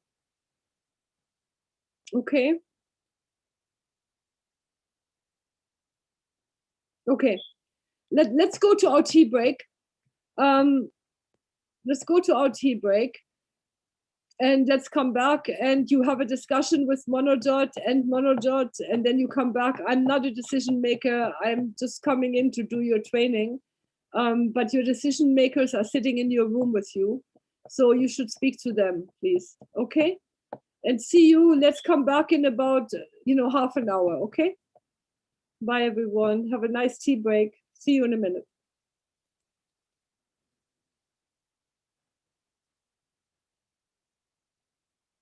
Yeah, Andijan. Yeah, go ahead.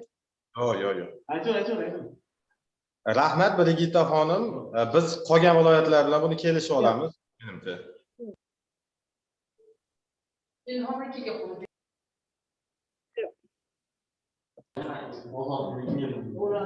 Bo'ldi. Okay, have a nice tea break, and I'll see you in a little while. Right?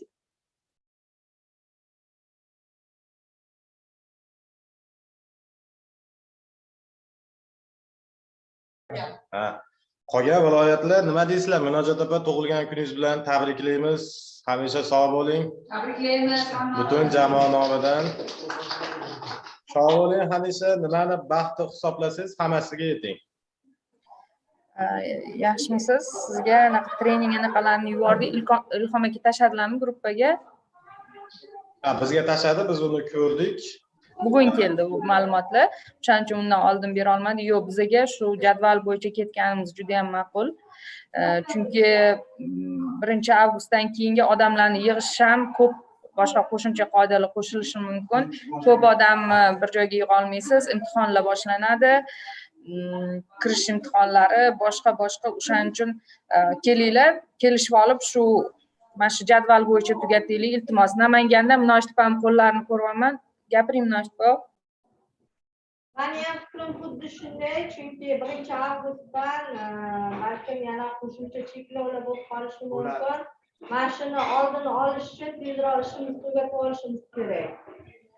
Qo'shimcha bo'lmasligi kerak bizga. Keyin qarang, hamma narsani belgilangan vaqti bor. Mana shu boshdan ham anaqa qilganimizga mana 4 kun dam olishni hisobga olib, hali ham Brigitani ularda ham to'g'risi yakshanba dam olishda, ular ham shanba yakshanba kunlarini qo'shib hisoblab beryaptilar. Bizada ham mana sizlarga biriktirilgan mutaxassislarda ham asosiy ishlar borda boshqa. O'shani iltimos sizlardan iltimos qilib so'ragan bo'lardik. Mana shunga ozgina e'tibor beringlar. Shu belgilangan jadval bo'yicha ketaversin degan taklifni bildirmoqchimiz. Va ikkita viloyatga ma'qul. Yo'q, misol Munojot opa, siz to'g'ri aytyapsiz, lekin misol bizda jamoada o'sha kunga juda ham bog'liq bo'lgan ishlar borligi uchun aynan shu narsani iltimos qilayotgan edik. Ya'ni ko'chirishi yoki bironta darsni qo'shib yuborishni iloji yo'qmi? Nima deysiz? Yo'q. U narsani iloji yo'q. O'sha hozir mana shu qisqartirib berilgan jadval bor-ku, bu o'zi intensiv kursi jadvalida. O'zi agar bizani loyihani amalga oshirish qo'llanmasini qaragan bo'lsangiz, 3 oy davomida amalga oshiriladigan narsa sizga hozir 1 oy davomida intensiv qilib qisqartirib berildi-da. Ayrim qadamlar olib tashlangan bundan. O'zi qisqartirilgan variantda o'qiyotganligimiz uchun intensiv buni yana ham qisqartirish, birinchidan aholi bilan yig'ilish har kun qilish kerak bo'lib qoladi. Bu to'g'ri kelmaydi. Ya'ni siz o'rganishga ulgurmaysiz-da. Mana hozir bitta o'rganib, keyin borib kelyapmiz-ku. Mana shunaqa jarayon bo'lmaydi. O'zi qisqartirilgan juda ham mana bu nima deydi? Shatli variantida bu hozirgi jadvalchi. O'shanga sizlardan iltimos qilgan bo'ladi. Shu jamoa bilan bitta yakshanba bu yakshanba to'g'risida gapiryapsiz, to'g'rimi? Mana bitta yakshanba to'g'risida, mana bu to'g'risida gapiryapsiz, to'g'rimi? Yo'q, kelayotgan yakshanbani gapiryapsizmi? Kelayotgan? Ertadan keyin. Mana shu yakshanbamizga muammo bo'lyapti. Hozir menda bitta taklif bor. Menimcha och qoringa kelisha olmayapmiz. Hozir kofe breakdan keyin yana bir nima deysiz? Sizni ismingiz Bekzod-da? Bekzodbek, to'q qoringa ham mana shu fikrdamiz. Ikkita jamoa iltimos, mana shu ikkita jamoalarni fikrlarini hurmat qilgan holatda o'sha berilgan jadval bo'yicha nima qilaylik? Siz masalangiz bo'yicha balkim trenerlar bilan gaplashib boqarsiz.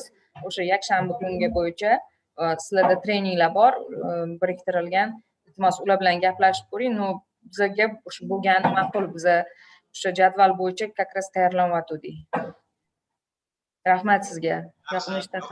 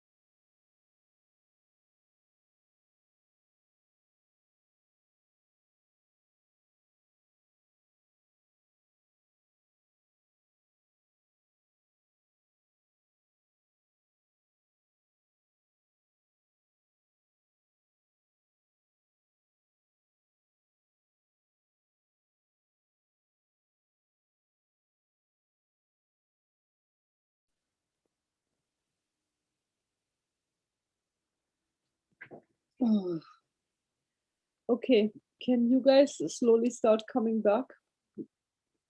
Our half an hour is up and we still have a bit of material to cover.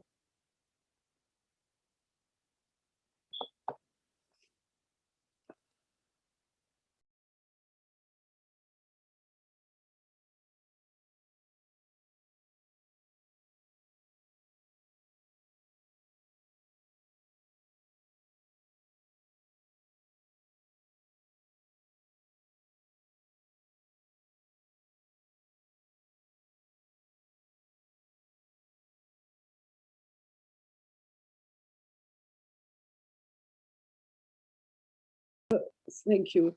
So we have 2 rooms back. Now we just need Fergana. And if I can, good. Okay, that's Monojot is here. I think we had one more team. I think it was Namangan to tell us. Maybe Namangan can just go ahead and quickly tell us what they have left on the WBA and on the resource map. Go ahead, please, Namangan.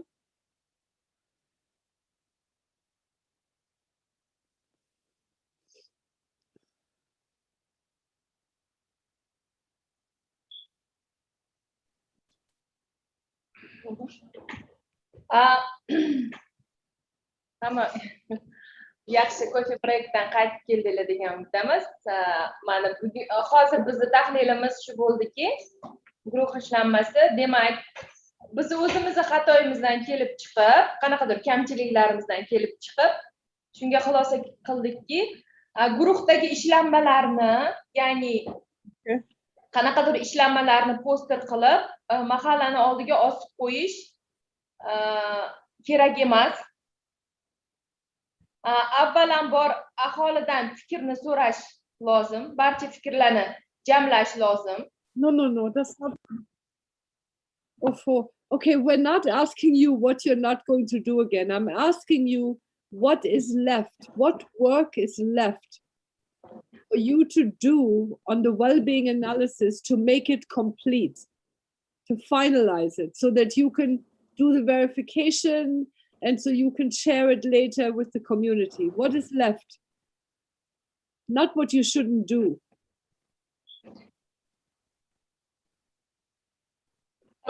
Hozir uzr savolni demak noto'g'ri tushunamiz. Hozir bizda, bizni guruhimizda qilinishi kerak bo'lgan barcha vazifalar bajarilgan. Bizni fikrimizcha уже bajarilgan, hamma maqsadlarimizga erishdik. Mahalla xaritasida esa transformatorlarni, belgilangan transformatorlarni quvvatini belgilash lozim deb topdik va quduqlarni, skvajinalarni parametrlarini ko'rsatish lozim deb topdik.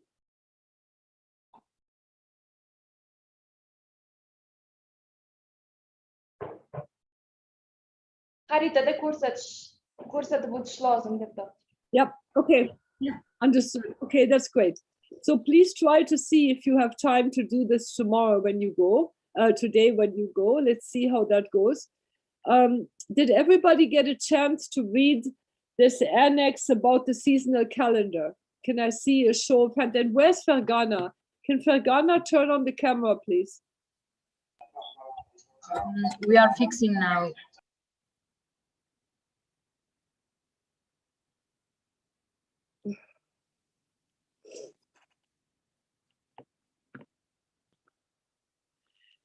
Andijan, did everyone read the seasonal calendar exercise over the break? Andijan? Who read the seasonal calendar exercise? Hello, Andijan?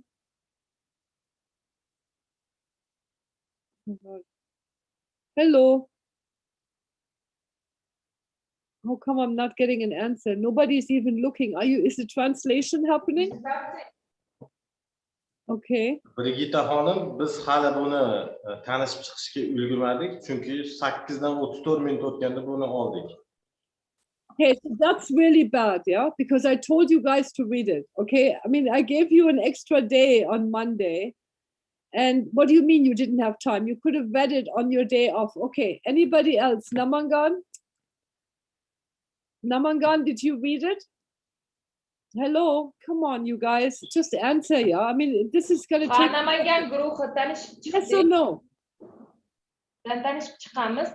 Chunki biz Okay. ilova And Fergana, did your team read it?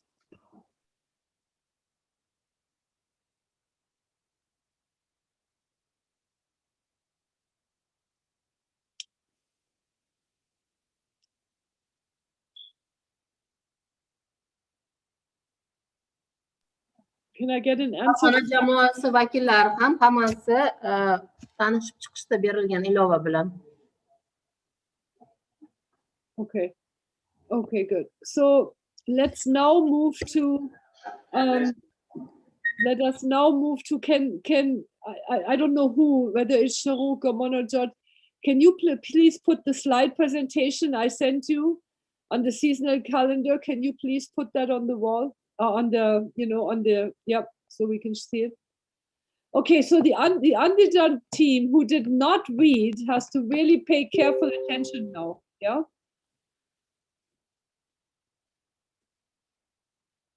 And you guys, when I give you an assignment to read something, I really need you to do it. We have very little time to learn and do this work.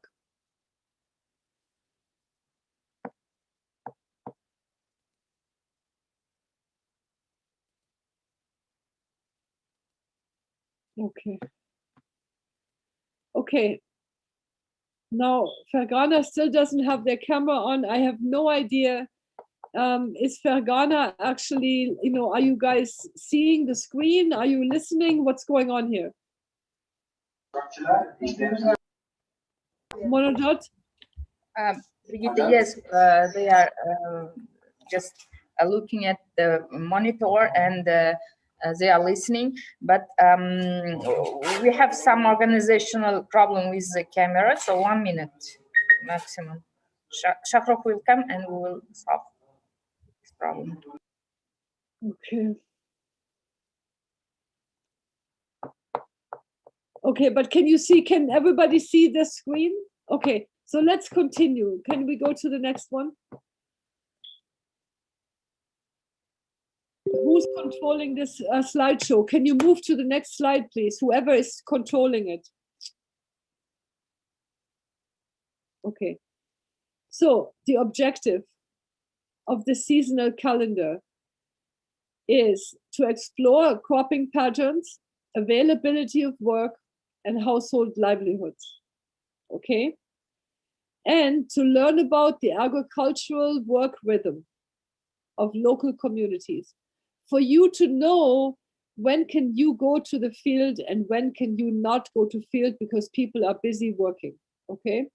The other is when I'm looking at your profile, I'm seeing that, in most cases, we have a pretty high percentage of people, 50% in the case of Namangan, and let me tell you the other percent.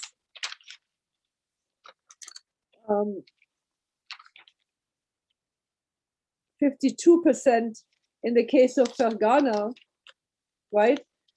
And 51% in the case of Andijan. People that depend on seasonal, unskilled labor in agriculture, labor in construction, and any other work they can find.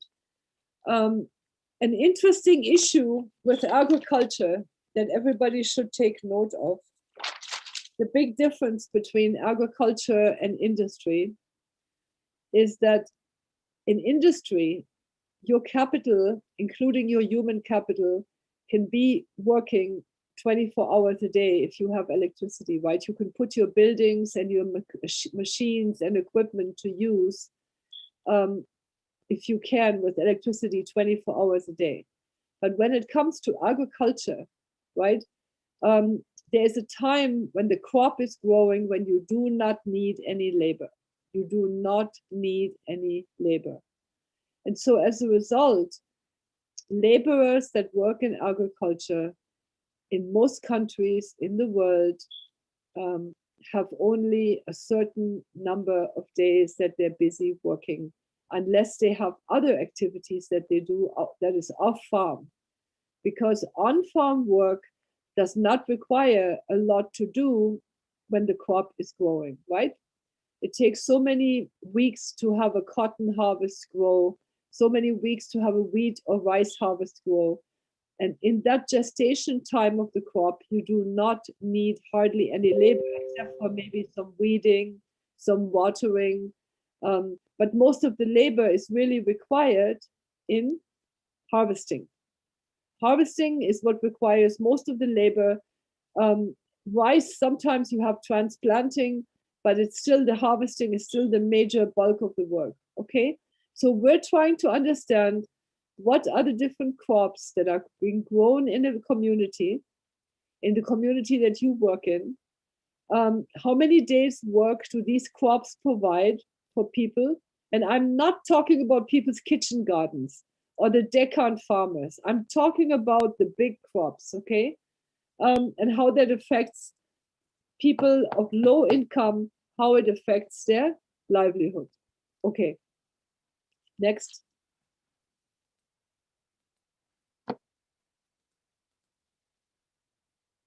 Okay.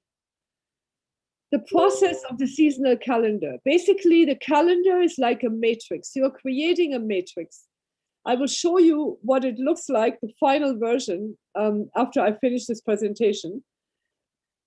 But the point here is that it starts out by you laying out the annual rainfall and snowfall patterns, okay?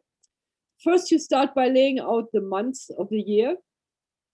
You note the highest rainfall and snowfall, then you note the least rainfall and snowfall, and then you will fill in the other months. Let me actually show you what a seasonal calendar looks like. That might make it easier to understand this presentation. Is it Sharouk who is doing this, putting this presentation? It's me, Brigitte Mnodjet. Can you put what I sent you from Afghanistan? So have a look what a seasonal calendar actually looks like. Okay. This is a seasonal calendar that we did in Afghanistan. You can see down here at the bottom, right? The bottom is the months. You will see 12 months. Their year starts in March. They celebrate New Year in the middle of March, right? What they call Navroz. So it starts in March and it ends then in the beginning of March. It goes from beginning to March to 21st March, okay? So what you see is rainfall, you see snowfall in the winter months, right? You see this January, February, you have snow, right? Then you see a lot of rainfall after that in March, April, May. And then slowly, you see the summer setting in, you see a lot of sunshine, okay? On the right side, your right side, when you're looking at it, the right side is the crops that are laid out. So I can't read this, but I'm assuming it's wheat, okay? It's wheat. And it shows all the activity, soil preparation, weeding, harvesting, right? So it shows the different crops. On the left side is wheat, and then the activities are put in the months that the work is taking place, okay? And then you also put the activity like weeding, harvesting, and the daily wages that people are getting, and the number of days they're working. Чудо този, който е в рамките за да обикаля, по регионалните офиси, така сме се събрали, един да мине да се избират. Да, просто че малко копти ще ги видят по време. Няма са. То днеска нямаме. Днешната форма е малко по-интерактивна и така. Предлагам, че няма. Can you please mute? Because we can hear. Mr. Getov, can you mute? Ага, супер прости неща. Mr. Getter, can you mute, please? Okay. Monojot, can you get out of this one? Okay. This is a picture showing you how the matrix is actually created. Yeah. So you're laying out a matrix. Okay. All the people sitting here are agricultural seasonal day laborers. Okay. Okay. Can you go back to the other presentation?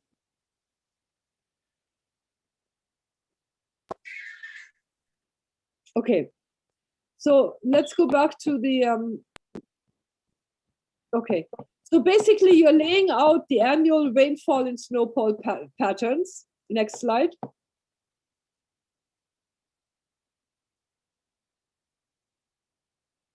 Okay. Then you're laying out, you identify, you actually write cards. On cards, one card gets one crop and you lay out the major crops. Okay.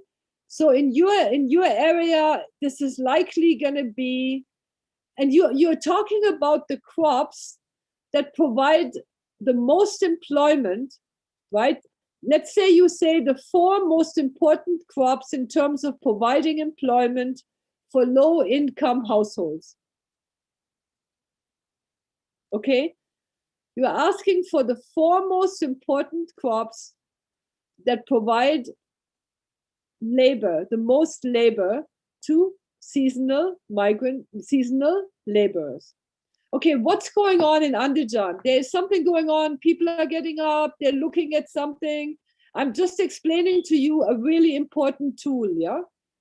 Please don't end up in the village not knowing what to do, yeah? You don't need to get up from the table right now. You need to listen and focus, okay? Okay. Okay, so you're identifying the major crops in the area, okay?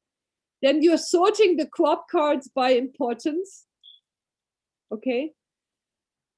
Then you're asking about each activity required to cultivate a crop. Soil preparation, planting, watering, weeding, harvesting, and you're writing one card for each activity. Now you place the activity in the months that it actually occurs, right? Because you've laid out the months first, and after you've laid out the months,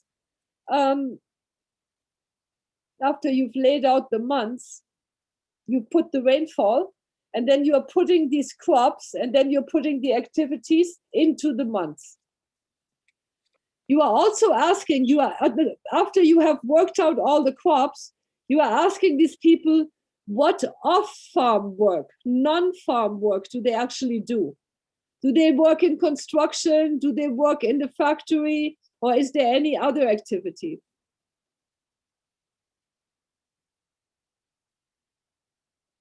Okay. Manojajan, can you move forward?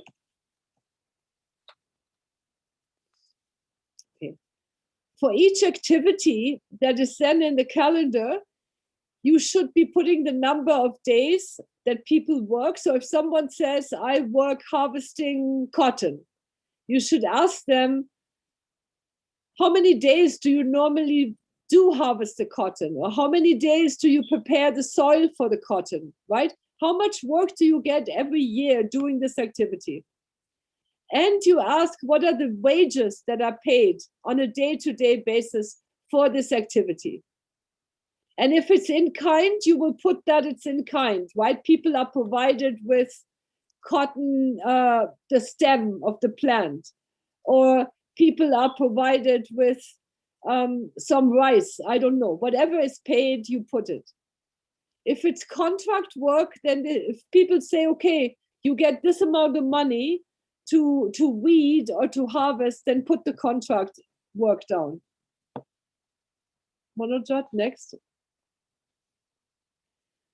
Okay, when you have done all this, you should be able to add up the total income.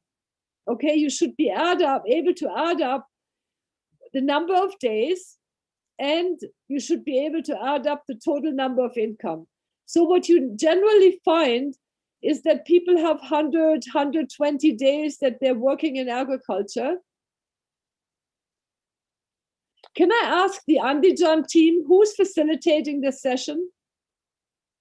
Who's facilitating this session?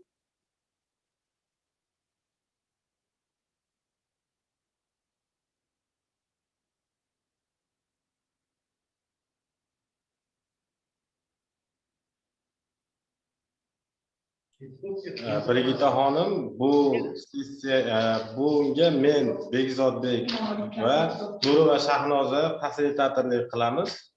Xudo xolasa. Okay. Okay, good. I'm glad to see that the person that keeps doing other things is not the facilitator. Okay. So this will then help you to actually calculate the total income that people are earning and the total number of days that they're working. Monojojon, can you go to the next one, please? Okay. When you have laid out the calendar, you will have a discussion of the calendar. Identify the months where the least amount. So now you need to look. Let me see if I can find a better, I will find another calendar for you that's easier for you to see what's going on there. Identify the months where the least amount of work is available. Okay. And discuss this period and ask what households do. Oh, okay, no problem.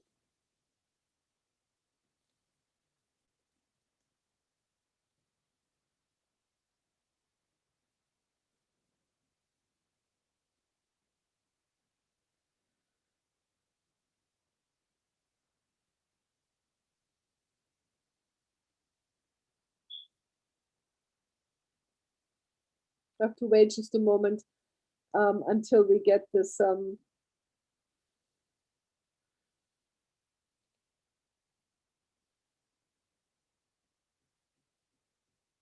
Monojot is just working on it, right?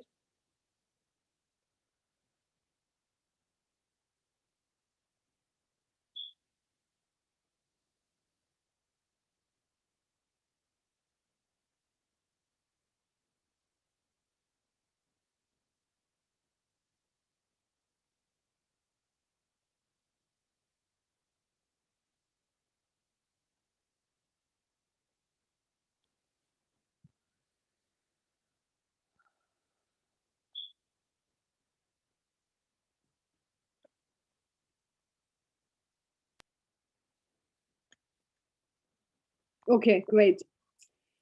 Okay, so after you have created the basic matrix of a seasonal calendar, you will discuss that calendar with the people that have been helping you build it up. You find out that there will be certain months, and they will be your winter months, in the winter, right? That people do not have any work available, that there's no agricultural activity, and there may also not be a lot of construction, because it's so cold that actually cement work becomes difficult, okay?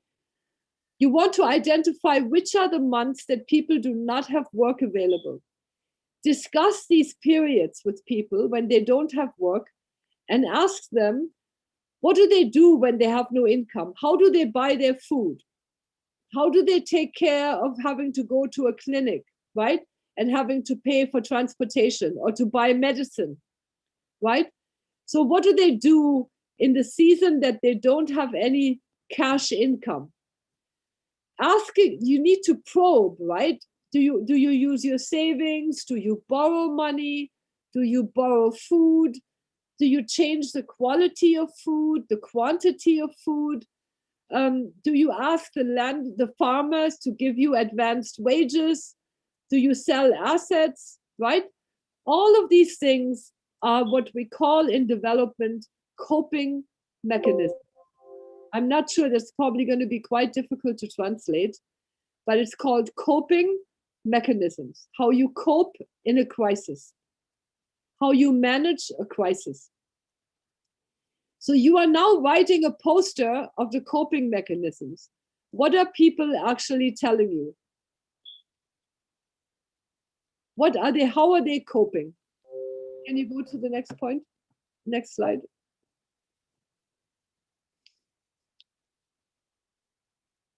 Manojot, can you go to the next slide, please?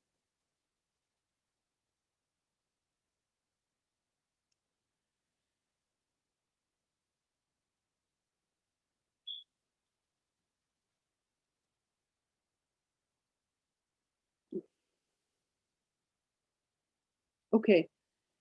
Once you have the coping mechanism, when people tell you we borrow money from our neighbors or we receive remittances, we send people to seasonally migrate, you find out what they are.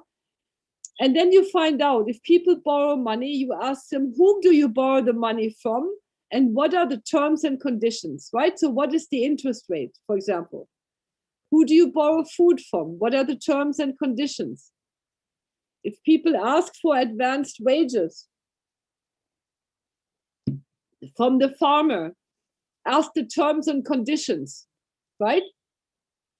If they cut back food, ask how much they cut back and what are they eating, okay? But trying to understand how poor people are dealing with the fact that there's only 120 days of work in agriculture or maybe 140 days, right? And they don't have enough money, okay? And they don't have enough jobs in construction, okay? Let's go to the next slide. Okay. Now, when you have reviewed the seasonal calendar and the coping mechanism, you want to ask the participants to review the calendar by having someone from the group read out what is there, right? So what is there is people will tell you in the 12 months, the most rainfall takes place in this season and this season, the most snowfall, the least rainfall. We cultivate 4 major crops here. The soil preparation takes place in this month for cotton, and and then the harvest for cotton takes place in this month. Usually we have this many days to harvest the cotton and we get paid this much money. We also have a rice crop, and the rice crop is planted and transplanted and harvested in this and this and this season, and this is how many days and how much we're paid. So you are asking them to summarize. We also work in construction. We have 20 days a year in construction, and this is how much we get paid. And then you ask another person to review the coping mechanism poster, make sure everyone agrees that the information is correct. And then once you have that kind of agreement, you close the meeting. This meeting should take you about 2 hours, okay? It's not so difficult if you follow the instructions, okay? Okay, now, it is now 11 o'clock. I'm gonna give you 1 hour time to very carefully, again, read the instructions, because I know you read them for Eid, before Eid. Andijan, you will also read them for the first time then. Read the instructions. And then I think I would like you to do a dry run. I would like the facilitator to actually use the table and try to lay out and actually facilitate this whole calendar.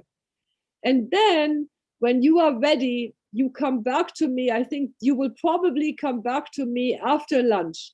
It's probably going to be about 2 o'clock. You come back and ask me any questions you have. And then you go to village. I believe you're probably leaving when? By 3 or 4?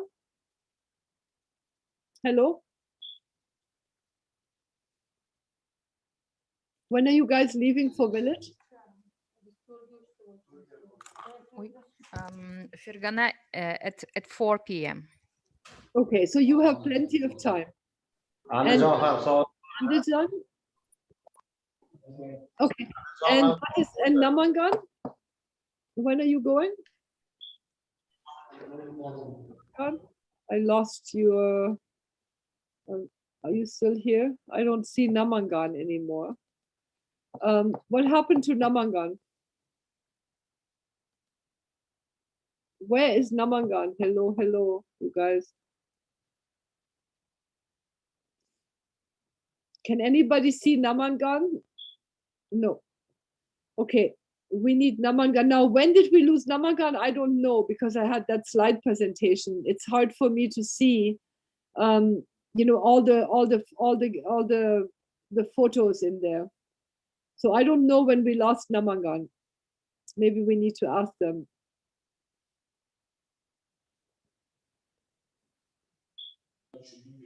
Brigitte, the poor internet connection, they have no internet now.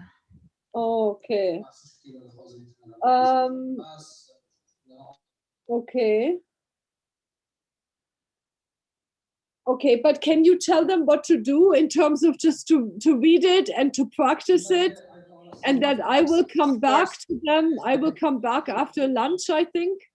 Okay, And sure. at 2 o'clock in the afternoon, I will come back and then I can answer questions. Okay. Okay. Yes, no worries. Munajat Muradova with them. So yes. Okay. Okay, great. So I want to give you a chance to really read and go through it and practice. I'm going to check in with you maybe a little bit before lunch to see how you're doing. Okay. And Monojot, can you maybe check with them and text me when you think they're ready? Right? You just text me, check with all the 3 rooms when they're ready after reading and practice to actually ask me questions. If that's before lunch, that's fine. Okay. Thank you. Okay.